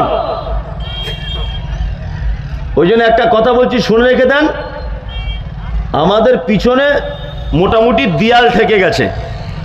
এখনো যদি আর না শোধরান, আর এখনো যদি আপনি সচেতন না হন, তাহলে এই মমতাজুল ইসলাম একথা বলে যাচ্ছে, আগামী 10 থেকে 20 বছরের ভিতরে আপনার অস্তিত্বকে হারিয়ে দিতে হবে। আপনার অস্তিত্বকে টিকিয়ে রাখতে পারবেন না যদি এখন থেকে যদি আপনি সচেতন না হন, আর টেকাতে পারবেন না। একটার পর একটা আমাদের উপরে জুলুম অত্যাচার আসছে কি আসছে না? আসছে কি আসছে না বলুন? আসছে। তার মানে আজকে সারা পৃথিবী জেনে গেছে এরা সেই মুসলিম নেই। ওই জন্য আপনাকে বলবো, দৈনন্দিন জীবনের রুটিনে আপনি অন্ততপক্ষে হাদিস এবং কোরআনের দিকে লক্ষ্য করে জীবনযাপন করুন। তাহলে এখনো পর্যন্ত বাঁচার রাস্তা কি আছে? আল্লাহ সুবহানাহু ওয়া তাআলা পবিত্র আল কোরআনের ভিতরে বলছেন, মুসলিমদের অধঃপতনের আর একটা কারণ, ওয়াসরিহু জাতা বাইনিকুম আতিউল্লাহ ওয়ার রাসূল ইন কুনতুম মুমিনিন। আল্লাহ তাআলা বলছেন 3টে কাজ করলে তোমরা বেঁচে যাবে, 3টে কাজ যদি করো তোমরা পরিত্রাণ পাবে, পৃথিবীর কোন শক্তি তোমাদেরকে হারিয়ে দিতে পারবে না। 1, ওয়াসরিহু জাতা বাইনিকুম, আপোষের ভিতরে ঝগড়া মারামারি হলে তোমরা মিটিয়ে নাও, তোমরা ফাসাদ সৃষ্টি করো না। ওয়াতাসিবু বিহাবলিল্লাহি জামিয়া ওয়ালা তাফারাকু, বিভিন্ন দলে বিভক্ত হয়ে যেও না। আল্লাহ তাআলা বলছেন ওয়াসরিহু জাতা বাইনিকুম, আপোষে যদি একটু আধটু এদিক ওদিক কিছু হয়েই যায় তাহলে তোমরা কি করো? মিটিয়ে নাও, তাই না? আপনারা জানেন যে মুর্শিদাবাদের একজন কোন নেতা, রাজনৈতিক নেতা, হুমায়ুন কবির সাহেব, তিনি বাবরি মসজিদ করবেন, একেবারে খুব লাফালাফি করছেন। কি বললাম বুঝলেন? তা আমাকে নিয়েও খুব গালাগালি করছে, আমাকে বলছে মোনাফেক, আমাকে বলছে তা তোমার মতো লোকের সার্টিফিকেটে মুনাফেক আমি হব? তুমি কে? তুমি কে? আজকে আবার বলছে যে মমতা ব্যানার্জির ভাতাখোর ইমাম সাহেবরা মুনাফেক বলছেন। তা আমি বলছি, ইমাম সাহেবরা যদি 3000 টাকা ভাতা খাবার কারণে যদি হুমায়ুনের দৃষ্টিতে যদি মুনাফেক হয়, তুমি যে নীলবাতির গাড়িটা চেপে বেড়াচ্ছ মমতা ব্যানার্জি, আর লাখ লাখ টাকা তেল খরচা করছো, তোমার সিকিউরিটি 40 জন, তুমি কে? তুমি কে? গরিব ইমাম সাহেব যদি মমতা ব্যানার্জির ওয়াকফ সম্পত্তির থেকে যদি 3000 টাকা ভাতা খায়, তারা যদি মুনাফেক হয়, তাহলে তুমি কে? কোটি কোটি কোটি কোটি কোটি কোটি টাকা সরকারের তছনছ করছো, তোমরা কারা? জানতে ইচ্ছা করছে। আমি বললাম যে এই মুহূর্তে বাবরি মসজিদ না করে ওখানে তো একটা হসপিটাল করলে ভালো হয়, ওখানে তো একটা বড় চিকিৎসার ব্যবস্থা করলে ভালো হয়, ওখানে একটা দামি স্কুল করলে ভালো হয়। ভালো করে বুঝবেন। কিন্তু আমাকে এই কথা বলার কারণে মানে গালাগালি কিস্তা কিস্তি, লাস্টে বলছে বেলডাঙাতে এলে ওকে দেখে নিব। এটা কি একটা মুসলমানের পরিচয়? তুমি মসজিদ করছো, ভালো করে বুঝবেন। আমার মত আমি বলেছি যে এইটা করলে ভালো হয়, তুমি এ কথা কেন বলছো যে বেলডাঙাতে এলে দেখে নিব? তার মানে তুমি রাজনৈতিক পাওয়ার দেখাতে চাইছো।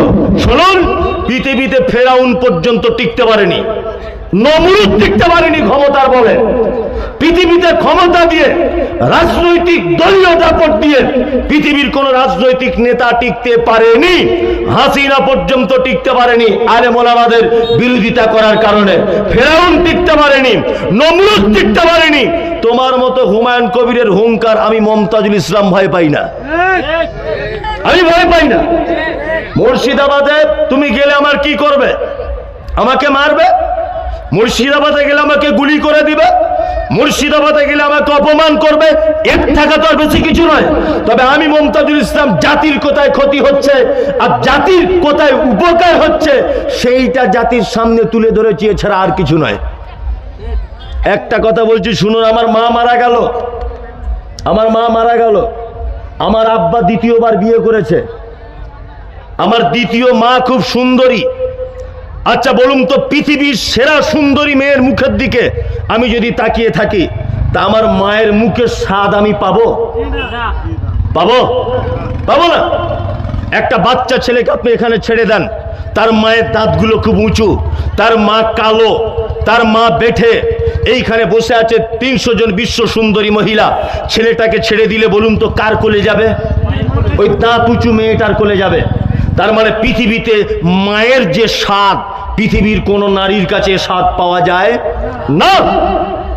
আমাদের অরিজিনাল যে বাবরি মসজিদ ছিল, অরিজিনাল যে বাবরি মসজিদ ছিল, ওইটা আমাদের অরিজিনাল বাবরি মসজিদ। তোমার এই নকল বাবরি মসজিদ নিয়ে মানুষকে ধোকা দেওয়া ছাড়া আর কিছু নয়। আমরা এই বাবরি মসজিদ চাইনি। নরেন্দ্র মোদী সরকার রাম মন্দিরের সাইডে 5 একর জমি দিয়েছে মুসলিমদের মসজিদ করার জন্য। তোমার যদি ক্ষমতা থাকে, তোমার যদি পাওয়ার যদি থাকে, তাহলে তুমি ওই 5 একর জমিতে বাবরি মসজিদ করে দেখাও, তবেই তো বলবো বাপের বেটা, তবেই তো বলবো বাপের বেটা।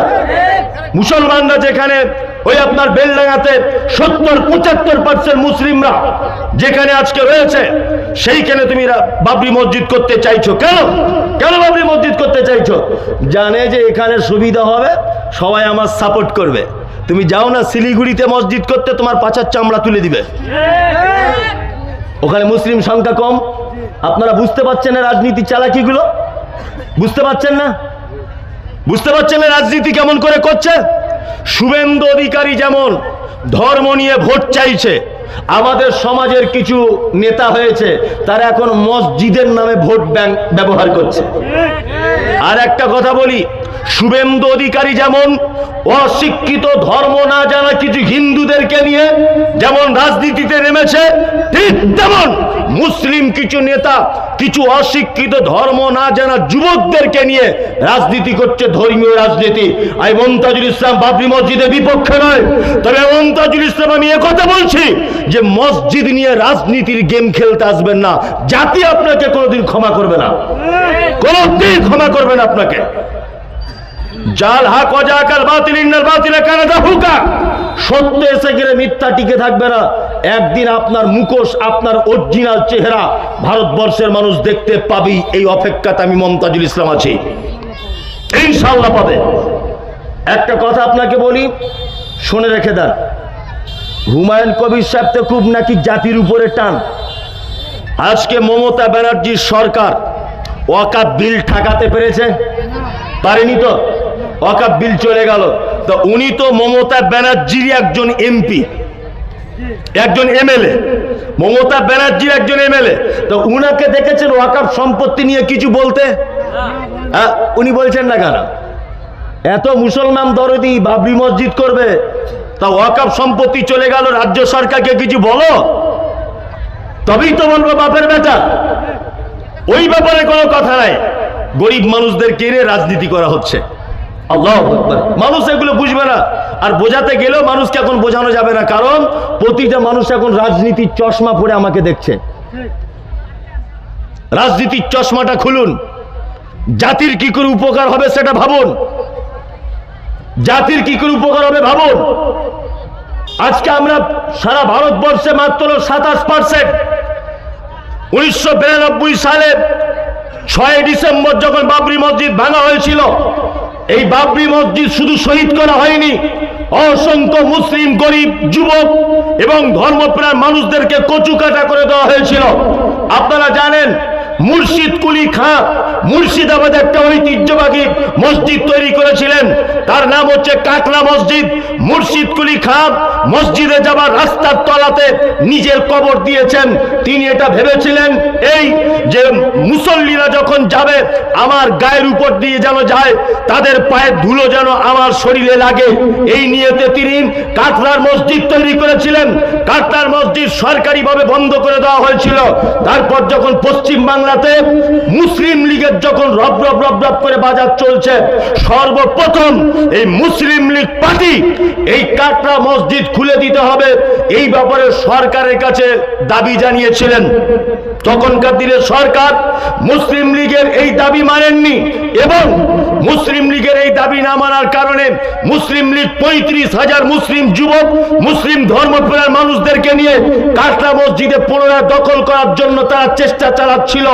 আর রাস্তাতে যেতে যেতে যেতে যেতে হিন্দু মুসলিম দ্বন্দ্ব লেগে তখনকার দিনে প্রায় 21 থেকে 22 জন মতো নিরীহ মুসলিমদেরকে কচু কাটা করে দেওয়া হয়েছিল। এটা ইতিহাস। সারা ভারতবর্ষে আপনি কি করে আটকাবেন? বাবরি মসজিদের জন্য যাদের প্রাণ চলে গেছে, যারা আন্দোলন করেছিল, আজও 2024 সাল পর্যন্ত বাবরি মসজিদের আন্দোলন চলেছে। আমরা ঠেকাতে পেরেছি? পারিনি। আমরা কাকলা মসজিদ খুলতে পেরেছি? পারিনি। আমাদের ন্যায্য অধিকার ওয়াকফ সম্পত্তি আমরা টেকাতে পেরেছি? পারিনি। অজস্র মাদ্রাসা মসজিদ বেদখল করে নিচ্ছে অন্যায় ভাবে। আমরা আল্লাহকে বিচার দিয়ে দিয়েছি, আল্লাহ তুমি সব থেকে বড় বিচারক, তুমি বিচার করো। আমরা বেঈমানদের সঙ্গে লড়াই করে কখনো জিততে যাব না, কখনো জিততে যাব না, কখনোই নয়। লড়াইতে আমরা বিশ্বাসী নয়, সাম্প্রদায়িকতা আমরা মুসলিমরা বিশ্বাসী নয়। আমরা বিশ্বাসী কিসে? আমরা বিশ্বাসী সম্প্রীতিতে, আমরা বিশ্বাসী এক অপরের প্রতি ভ্রাতৃত্বকে, আমরা বিশ্বাসী এক অপরের প্রতি ভালোবাসাতে। ওই জন্য বলছি ধর্মীয় আবেগ নিয়ে কোনো কাজ করতে যাবেন না। আল্লাহ সুবহানাহু ওয়া তাআলা বলছে আসলিহু যাতা বাইনিকুম, ছোটখাটো ব্যাপার কিছু হলে আপসে মিটিয়ে নাও। আতিউল্লাহ, আল্লাহর আনুগত্য করো, আর রাসূল, বাঁচতে যদি চাও তাহলে রাসূলের আনুগত্য করো। আল্লাহ এখানে বাঁচার রাস্তা বলেছেন 3টে। কটা? আপসে মিটিয়ে নিতে হবে। 2, আল্লাহর আনুগত্য করতে হবে। 3, রাসূলের কে আনুগত্য করতে হবে। আপনাদেরকে একটা চমৎকার কথা বলি। আচ্ছা, যারা বসে আছেন আল্লাহ নবীর কথা মানেন? হ্যাঁ, একটু টেস্ট করা যাক। আচ্ছা, উহুদের যুদ্ধ হয়েছিল কত হিজরিতে জানেন? দয়া করে বলছি এইটা শুনে তবে আপনাকে যেতে হবে। উহুদের যুদ্ধ হয়েছিল কত হিজরিতে? 3 হিজরিতে। কত? 3। ইউটিউবার যারা আছো তোমরা এই কথাটাকে ভালো করে নিও। ওহুদের যুদ্ধ হয়েছিল 3 হিজরিতে, ভালো করে বুঝবেন। মুসলিম সৈন্য ছিল কত? 1000। আর বেঈমান মুশরিকেরা ছিল কত? 3000। এই 1000 সৈন্য আবার যুদ্ধের ময়দানে আসার সময় আব্দুল্লাহ ইবনে উবাই মুনাফিক, এই মুনাফিক আবার এই 1000-এর ভিতর থেকে 300 জনকে নিয়ে রাস্তার মাঝখান থেকে চলে যায়। তাহলে আর মুসলিম সৈন্য থাকলো কত? 700, তাই তো? এইবার আপনাকে বলি, আল্লাহ নবী সাল্লাল্লাহু আলাইহি ওয়াসাল্লাম এই 700 জনের ভিতরে, এই 700 জনের ভিতরে 50 জন যারা তীর চালাতে পারে, তীর, এই 50 জন তীর চালককে একটা আলাদা করলেন। আর এই 50 জনের নেতা বানিয়েছিলেন আব্দুল্লাহ ইবনে জুবায়েরকে। ভালো করে বুঝবেন। আল্লাহ নবী সাল্লাল্লাহু আলাইহি ওয়াসাল্লাম বললেন, এই 50 জনকে শোনো, তোমরা এই দুটো পাহাড়ের মাঝখানে একটা গিরিপথ, এই পথে তোমরা ঘাঁটিতে বসে থাকবে। আমি যতক্ষণ না পর্যন্ত তোমাদেরকে ঘাঁটি ছাড়তে না বলবো ততক্ষণ তোমরা ঘাঁটি ছাড়বে না। তোমরা যদি দেখো যে আমরা যুদ্ধতে পরাজিত হয়েছি, আমাদের মাথার মগজগুলো কাক, পাখি, কোকিলে, শকুনে তারা ছিঁড়ে ছিঁড়ে ছিঁড়ে ছিঁড়ে খাচ্ছে, এই দৃশ্য যদি তোমরা দেখতে পাও, তবুও আমি মুহাম্মদ সাল্লাল্লাহু আলাইহি ওয়াসাল্লাম যতক্ষণ না পর্যন্ত এই ঘাঁটিতে তোমাদের ছাড়তে বলবো ততক্ষণ তোমরা কেউ ঘাঁটি ছাড়বে না। যুদ্ধ চলছে। এক পর্যায়ে মুসলিম সৈন্যরা তারা বেঈমান মুশরিকদের 3000 লোককে ময়দান ছাড়া করে তাড়িয়ে নিয়ে চলে যাচ্ছে। ময়দানে আর মুশরিকরা কেউ নেই। তখন এই যে 50 জনকে ঘাঁটিতে আল্লাহর নবী দাঁড় করিয়েছিলেন, এরা তখন বলছে যুদ্ধ মনে হয় শেষ, মুসলিমরা জিতে গেছে, চলো বরঞ্চ যুদ্ধের যে মালগুলো আছে ওই মালগুলো আমরা এবার গোছাতে শুরু করি। আব্দুল্লাহ ইবনে জুবায়ের এই 50 জনের নেতা ছিলেন। তিনি বারবার বলছিলেন, দেখো আল্লাহর নবীর পক্ষ থেকে কোনো অর্ডার আসেনি, আল্লাহর নবী আমাদেরকে ঘাঁটি ছাড়তে এখনো বলেননি, তারপরেও তোমরা ঘাঁটি ছেড়ে দিবে। মতনৈক্য সৃষ্টি হলো। এক পর্যায়ে এই 50 জন তীরন্দাজ যারা তীর চালাতে পারত তারা ঘাঁটি ছেড়ে দিয়ে চলে গেল। বিরোধী পক্ষদের ভিতরে একজন নেতা, তার নাম খালিদ ইবনে ওয়ালিদ। খালিদ বিন ওয়ালিদ যখন দেখতে পেল এই ঘাঁটিতে আর মুসলিমরা কেউ নেই, তখন তারা পুনরায় ওই ঘাঁটি থেকে মুসলিমদের উপরে ঝাঁপিয়ে পড়ল। এক পর্যায়ে মুসলিমদের এত বিপদ চলে এলো, মুহাম্মদ সাল্লাল্লাহু আলাইহি ওয়াসাল্লামের 70 জন সাহাবী ওই যুদ্ধতে শহীদ হয়েছিলেন। আল্লাহ নবী সাল্লাল্লাহু আলাইহি ওয়াসাল্লামের চাচা হামজা রাদিয়াল্লাহু তাআলা আনহু, তিনি এই যুদ্ধতে শহীদ হয়েছিলেন। শহীদ হয়েছিলেন মুসআব ইবনে উমাইর, শহীদ হয়েছিলেন আব্দুর রহমান ইবনে আউফ, শহীদ হয়েছিলেন হামজা রাদিয়াল্লাহু তাআলা আনহু। অসংখ্য সাহাবী 70 জনের কাছাকাছি উহুদ যুদ্ধতে শহীদ হয়েছিলেন। আল্লাহর নবীর একটা কথা অমান্য করার কারণে কতজনকে শহীদ হতে হয়েছিল? 70 জন। আজকে আমাদের উপরে এত বিপদ, এত মুসিবত কেন? কেন? মুহাম্মদ সাল্লাল্লাহু আলাইহি ওয়াসাল্লামের আনিত দিন, এইটাকে নিজেদের ভিতরে প্রাধান্য না দেওয়া, এটা তার কারণ। আল্লাহ এবং তার রাসূলের আনুগত্য না করার কারণ। কিছুদিন আগে একটা ঘটনা ঘটেছিল, আপনারা দেখেছেন, আই লাভ মোহাম্মদ নিয়ে। আর ফচকে ছেলেরা বুকে দেখছি আই লাভ মোহাম্মদ লিখে ঘুরছে, বুকে, হাতে দেখছি কেউ আই লাভ মোহাম্মদের স্টাম্প মেরে ঘুরছে। মানে মোহাম্মদকে এত ভালোবাসে ও। আল্লাহু আকবার। এটা মুখের ভালোবাসা। এ ভালোবাসাতে জান্নাত যাওয়া যাবে? যাওয়া যাবে না। আল্লাহর নবীর চাচার নাম ছিল আবু তালেব। কি নাম? আবু তালিব। মুহাম্মদ সাল্লাল্লাহু আলাইহি ওয়াসাল্লামের চাচার নাম আবু তালিব। আল্লাহর নবীকে জীবনে মেরেছেন আপনাদের জানা আছে? না। বরং আল্লাহর নবী সাল্লাল্লাহু আলাইহি ওয়াসাল্লামের চাচা বেঈমান মুশরিকরা যখন মারতে এসেছে, প্রাচীরের মতো গাত করে দিয়ে বলেছে, আমার ভাতিজা মুহাম্মাদের ইসলাম কবুল করবে না এ কথা ঠিক, তবে আমার ভাতিজাকে মারতে পাবে না। আল্লাহর নবীকে জীবনে কোনোদিন মারেনি, বরঞ্চ কোলে আর পিঠে নিয়ে মানুষ করেছিলেন কে? চাচা। চাচা মানুষ করেছিলেন। চাচা মারা যাচ্ছেন, আল্লাহর নবী সাল্লাল্লাহু আলাইহি ওয়াসাল্লাম চাচার সাইডে বসে বলছেন, চাচা একবার তুমি যদি শুধু বলে দাও লা ইলাহা ইল্লাল্লাহ, তাহলে কিয়ামতের মাঠে আমি তোমার ব্যাপারে আল্লাহর দরবারে সুপারিশ করব। আল্লাহ নবী যখন চাচার সাইডে বসে কথা বলছেন, তখন বেঈমান মুশরিকেরা তারা এসে চাচাকে বলছে, আবু তালিব সারা জীবন তিনি বাপদাদার ধর্ম মানলে, আর শেষ বয়সে ভাতিজা মুহাম্মাদের ধর্ম মেনে চলবে? চাচা মারা গেল, কলেমা পড়ার সুযোগ হলো না। আল্লাহ নবী কি বললেন? আল্লাহ নবী বলছেন যে আমার চাচাকে জাহান্নামে দেওয়া হবে, আর আমার চাচার জাহান্নামের সব থেকে হালকা আযাব দুটি আগুনের জুতা আমার চাচার পায়ে পরিয়ে দেওয়া হবে। আমার এই আগুনের তাপের কারণে আমার চাচার মাথার মগজ টকবক টকবক টকবক করে ফুটবে। তার মানে বোঝা যাচ্ছে নবীকে ভালোবাসতেন তার চাচা আবু তালিব, ভালোবাসার কারণে জান্নাত যেতে পারে নাই। কেন? আল্লাহ নবীর আনিত দিনকে তিনি মেনে নিতে পারেননি। তাই তার মানে আইলা মোহাম্মদ লিখে জান্নাতে যাওয়া যাবে কি না? আল্লাহর নবী যেটা নিষেধ করেছেন তার থেকে দূরে থাকতে হবে, আল্লাহর নবী যেটা আদেশ করেছেন তার থেকে কি করতে হবে? তার ভিতরে থাকতে হবে। তাহলে বাঁচার একটা রাস্তা খুঁজে পাওয়া কি যাবে। মুসলিমদের অধঃপতনের আর একটা সব থেকে বড় যে কারণ, সেটা হচ্ছে নেতা নির্বাচন করতে ভুল করেছি আমরা।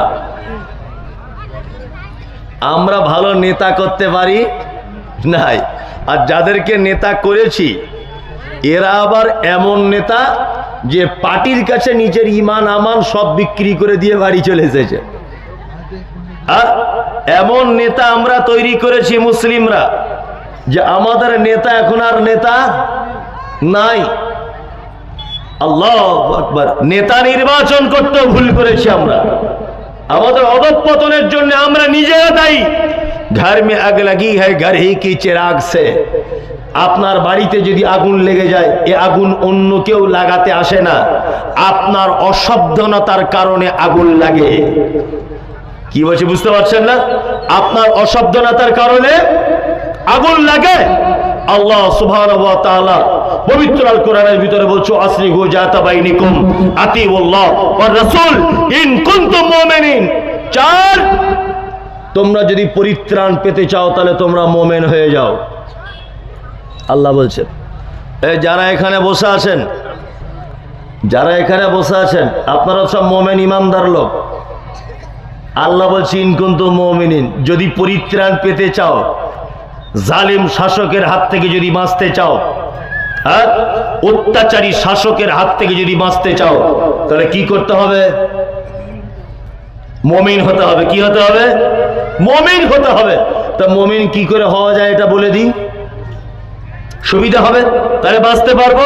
আল্লাহ তাআলা পবিত্র আল কোরআনে বলছেন কি, ইন্নামাল মুমিনুনা আল্লাযীনা ইযা যুকিরাল্লাহু ওয়াজিলাত কুলুবুহুম ওয়া ইযা তুলিয়াত আলাইহিম আয়াতুহু যাদাতুহুম ঈমানা ওয়া আলা রাব্বিহিম ইয়াতাওয়াক্কালুন আল্লাযীনা ইউকিমুনাস সালাতা ওয়া মিম্মা রাযাকনাহুম ইউনফিকুন।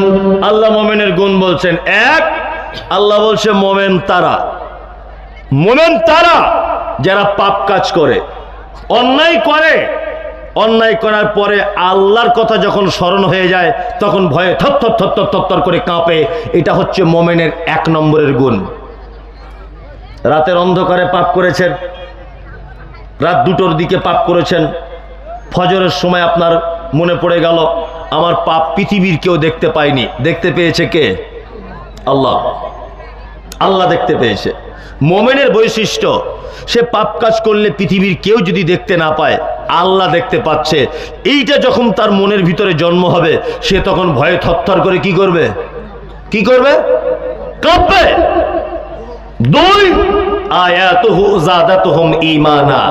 মুমিনের আরেকটা গুণ, যে মুমিনের সামনে যখন কোরআনের আয়াত যখন তেলাওয়াত করা হয়, তার ঈমান কি হয়? বৃদ্ধি পায়। আল্লাহু আকবার। কোরআন তেলাওয়াত করলে ঈমান বাড়ে? ও তো কোরআন তেলাওয়াত করতেও জানে না। আমি মাঝে সাঝে অবাক হই যে আপনি কোরআন পড়তে নাই বা জানেন, অন্তত হেডফোন লাগিয়ে গান না শুনে কোরআন তেলাওয়াত তো শোনা যায়। শোনা যায় কি যায় না? আজকাল ছেলেমেয়েরা হেডফোন লাগিয়ে গান শুনছে, আর সেই গান না শুনেও তো দুটো কোরআন তেলাওয়াত শোনা যায়। যায় কি যায় না? যায়। আর কোরআন তেলাওয়াত শুনলে আল্লাহ বলছে জাদাতুহুম ঈমানা, মুমিনদের ঈমান কি হয়? হ্যাঁ, বেড়ে যায়। সত্যি কোরআন শুনলে যে ঈমান বাড়ে, আমি তার একটা জ্বলন্ত প্রমাণ আছি, খুব জ্বলন্ত প্রমাণ। আল্লাহু আকবার। আমি তার জ্বলন্ত প্রমাণ আপনাকে বলি। আপনারা আমাকে হয়তো মোবাইলের মাধ্যমে দেখেন যে আমি প্রায় মক্কা মদিনাতে যাই, প্রায় মোবাইলে দেখতে পান। তা এটা মাদ্রাসার জলসা? ও, তা সেটা তো আগে থেকে আরো বলতে হতো, আমি তো জানি না। আমি জানি এমনি জলসা। ও, তাহলে আমি আর কিছু বলবো না। মাদ্রাসার জলসা তো? হ্যাঁ হ্যাঁ হ্যাঁ হ্যাঁ, মাদ্রাসা শিক্ষা সম্বন্ধেই বলেছি, ওটা কথা নয়। কিন্তু ঘটনা হচ্ছে লোক তো চলে যাচ্ছে, আর এখন মানুষের তো টাইম খুব কম। মানে এখান থেকে এমন করে চলে যাচ্ছে মনে হচ্ছে কালকেও দুবাই যাবে, প্লেনের টিকিট কাটা আছে, অথচ গিয়ে দেখুন এখান থেকে গিয়ে পানের দোকানে গিয়ে বিড়ি টানছে। দেখুন, মসজিদের খুতবা হয় যখন 5 মিনিট দেরি হয়ে যাক, মনে হবে 1.5 কোটি টাকা লস হয়ে গেল, এত গরম দেখায়, তাই না? আর মসজিদ থেকে বার হয়ে গিয়ে দেখবেন পরের বউয়ের গিবত করছে আর পরের বেটির গিবত করছে চায়ের দোকানে বসে বসে। এই তো অবস্থা আমাদের, অবস্থা না? এই তো অবস্থা। 10:30 11টা না বাজলে জলসা আসে না, আর 12টার আগেই চলে যায়। মানুষ একদম টাইম ফিক্স করা আছে, রুটিন করাই আছে যে 11:30 বাজে আর বসতে গেলাম নেই, চল। আর এসেছে কটায়? 10:30। অন্তত পক্ষে এটা তো ভাবা উচিত যেটা মাদ্রাসার জলসা। আর আমি সত্যি আমার নিজের এক্সপিরিয়েন্সের কথা বলছি। আমি আপনাদের 2 দিনাজপুর, উত্তর এবং দক্ষিণ দিনাজপুরের দুটো দিনাজপুরে আমি সেদিন একটা মাদ্রাসায় গিয়েছিলাম। মাদ্রাসাটা দেখছি টিনের মাদ্রাসা, টিন দিয়ে তৈরি করা। মানে মাদ্রাসাগুলো খুব একটা ডেভেলপমেন্ট তা নয়। আসলে আমি রাস্তাঘাট দেখে বুঝতে পারলাম যে এখানকার মানুষের অবস্থা কেমন। তবে এর ভিতর দিয়েও যে আপনারা একটা প্রতিষ্ঠান চালাচ্ছেন, তো আলহামদুলিল্লাহ, আলহামদুলিল্লাহ। আমি এ কথা আপনাদের বলে দিচ্ছি, প্রতিষ্ঠান আপনাদের গ্রামে, তো আপনাদের গ্রামে আলহামদুলিল্লাহ। একটা কথা শুনুন, খুব গরিব গ্রাম, যদি কোনোদিন আল্লাহর পক্ষ থেকে কোনো বিপদ আপদ আসে, তা দেখবেন যে যে গ্রামে মাদ্রাসা আসে বা কোরআন শিক্ষার ব্যবস্থা আসে, আল্লাহ আপনাদের এর বরকতে অন্য কোনো বিপদ আর দিবে না। এটা আমি বিশ্বাস করি। কারণ মুহাম্মদ সাল্লাল্লাহু আলাইহি ওয়াসাল্লাম বলেছেন, খায়রুকুম মান তাআল্লামাল কোরআন ওয়া আল্লামাহু। পৃথিবীতে ওই ব্যক্তি সব থেকে ভালো যে ব্যক্তি কোরআন শেখে এবং কোরআন শিক্ষার ব্যবস্থা করে। এলাকায় যত গ্রাম আছে, এলাকাতে, এই এলাকাতে সব থেকে ভালো গ্রাম আপনাদের, আর সব থেকে ভালো মানুষ আপনি, যে এই গ্রামের মানুষ একটা কোরআন শিক্ষার ব্যবস্থা করেছেন। কি বললাম বুঝলেন? আপনি কিচ্ছু করতে হবে না, এই গর্ববোধটাও করতে পারবেন যে আমরা একটা কোরআন শিক্ষার ব্যবস্থা করেছি। আল্লাহ, আপনাদের মাদ্রাসা অবশ্যই এখানে কোরআন তেলাওয়াত হয়। আর একটা মজার কথা আপনাদেরকে বলি, মায়েরা যারা আছেন ভালো করে শুনবেন, আর আপনারাও যারা আছেন, আচ্ছা বলুন তো, মসজিদে দান করলে নেকি বেশি না মাদ্রাসায় দান করলে নেকি বেশি? মাদ্রাসায়। একটা জিনিস একটু ব্যাখ্যা করে দিই, তাহলে বুঝতে পারা যাবে। এক, মসজিদে আপনি 2 কুইন্টাল রড দান করলেন, রড, মসজিদ ঢালাইয়ের সময়। আচ্ছা বলুন তো, এই মসজিদটা 100 বছর পরে হলেও ভাঙাচুরো হবে কি হবে না? আবার নতুন মসজিদ হবে।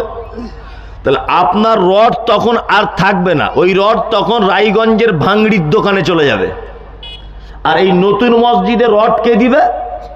না হাসান দিবে, হোসেন দিবে, ওই আপনার রফিকুল দিবে, আশরাফুল, মইদুল, ফতেমা, খালেদা, নাসিমা এরা দিবে, ওদের নেকি আবার শুরু হয়ে যাবে। তার মানে আপনার রডের নেকি কতদিন ছিল? 100 বছর। আপনি আপনাদের গ্রামে মাদ্রাসায় 2টো ইট কিনে দিয়েছিলেন, দুটো ইট কিনে দিয়েছিলেন। এই 2টো ইট রুম তৈরি করা হয়েছে, ঘর ওই ঘরে লাগানো আছে। ওই রুমে কোরআন তেলাওয়াত করে একটা ছেলে কোরআনের হাফেজ হলো, ও আরো 5টা ছেলেকে হাফেজ করলো, ও আরো 5 জনকে করলো। এইভাবে কোরআনের পদ্ধতি কিয়ামত পর্যন্ত চলবে কি চলবে না? চলবে। তার মানে মসজিদে দান করলে নেকি 100 বছর হতে পারে, আর মাদ্রাসায় দান করলে নেকি কিয়ামতের আগের দিন পর্যন্ত চলবে। কি বলছি বুঝতে পারছেন কিছু? হ্যাঁ, আল্লাহু আকবার, আল্লাহ। 2টো জায়গায় দান করলে সবকিছু প্রমাণ করা যাবে কিয়ামতের মাঠে।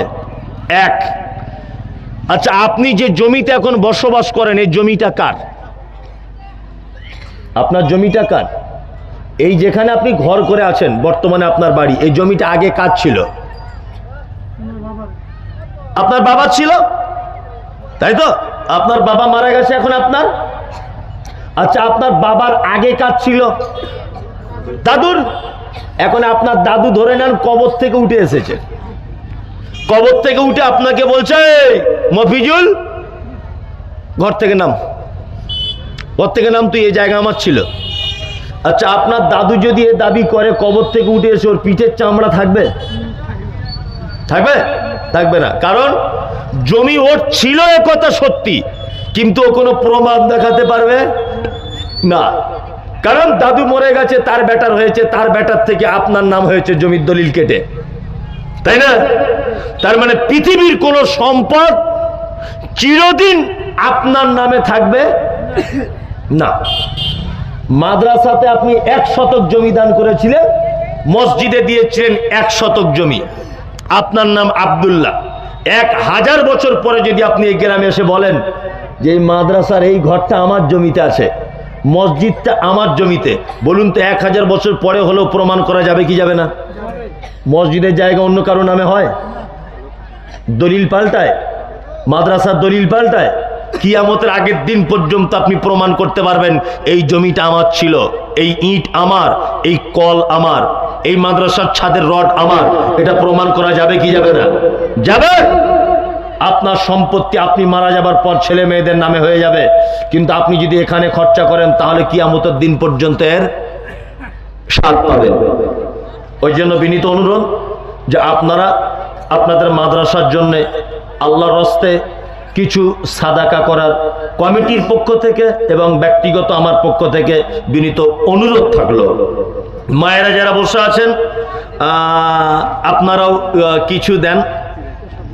আপনাদের তো অনেক টাকা, লক্ষ্মীর ভান্ডার টান্ডার হাবি যাবি, অনেক টাকা আছে, আপনারা কিছু দেন।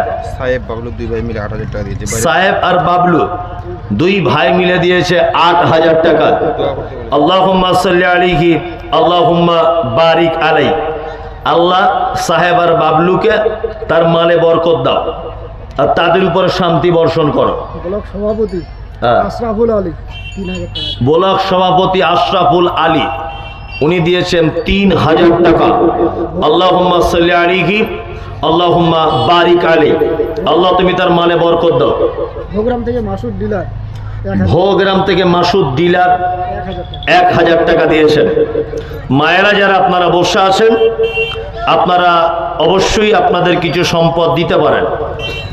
আপনার আব্বা মা, আপনার আত্মীয় স্বজন যারা চলে গেছে তাদের জন্য আপনি কিছু খরচা করতে পারেন। এটা সাদকায়ে জারিয়া, কিয়ামতের দিন পর্যন্ত আপনি নেকি পাবেন। কেউ আছেন ভাই এখানে? আর কেউ দিবেন কিছু? জি, ধানের টাইম, এখন ধান উঠছে, চাষিবাসী এলাকা, আপনার পক্ষ থেকে আপনি কিছু দেন, আল্লাহর রাস্তায় দেন, কিছু লেখান। কেউ আছেন? আল্লাহু আকবার। আসুন 500 1000 যে যা পারবেন আল্লাহর রাস্তায় দিয়ে দেন। মনি খেয়েছো তুমি? আব্দুল রৌফ 1 মণ ধান। আব্দুল রৌফ 1 মণ ধান। রোজিনা 500 টাকা। রোজিনা খাতুন 500 টাকা। আল্লাহুম্মা সাল্লি আলাইহি আল্লাহুম্মা বারিক আলাইহি। আল্লাহ তুমি তার মালে বরকত দাও এবং তার উপরে রহম করো। কি নাম তো? তুই দিলি এটা? তোর আব্বা? তোর বিয়ে হয়ে গেছে? তোর বয়স কত? তুই যে খুব সুন্দর ছেলে, আলহামদুলিল্লাহ। কি নাম তোমার? লোকমান। তোমার নাম লোকমান আলী? সাংঘাতিক নাম লোকমান। কত দিলে তুমি? 500? হ্যাঁ, 510। লোকমান ইসলাম আলী 500। আল্লাহুম্মা সাল্লি আলাইহি আল্লাহুম্মা বারিক আলাইহি। আল্লাহ তুমি তার মালে বরকত দাও। আল্লাহ মাহবুব মোহরি মাহবুব মোহরি 1000 কি নাম তোমার? কে দিল? এই গ্রামটার নাম কি? বোলকুন্ডি। ও, কোলসামারি হাটখোলা। বাবা, এই তো জিভ ভেঙে যাবে নাম বলতে গেলে। হ্যাঁ, একজন দিয়েছে 500 টাকা।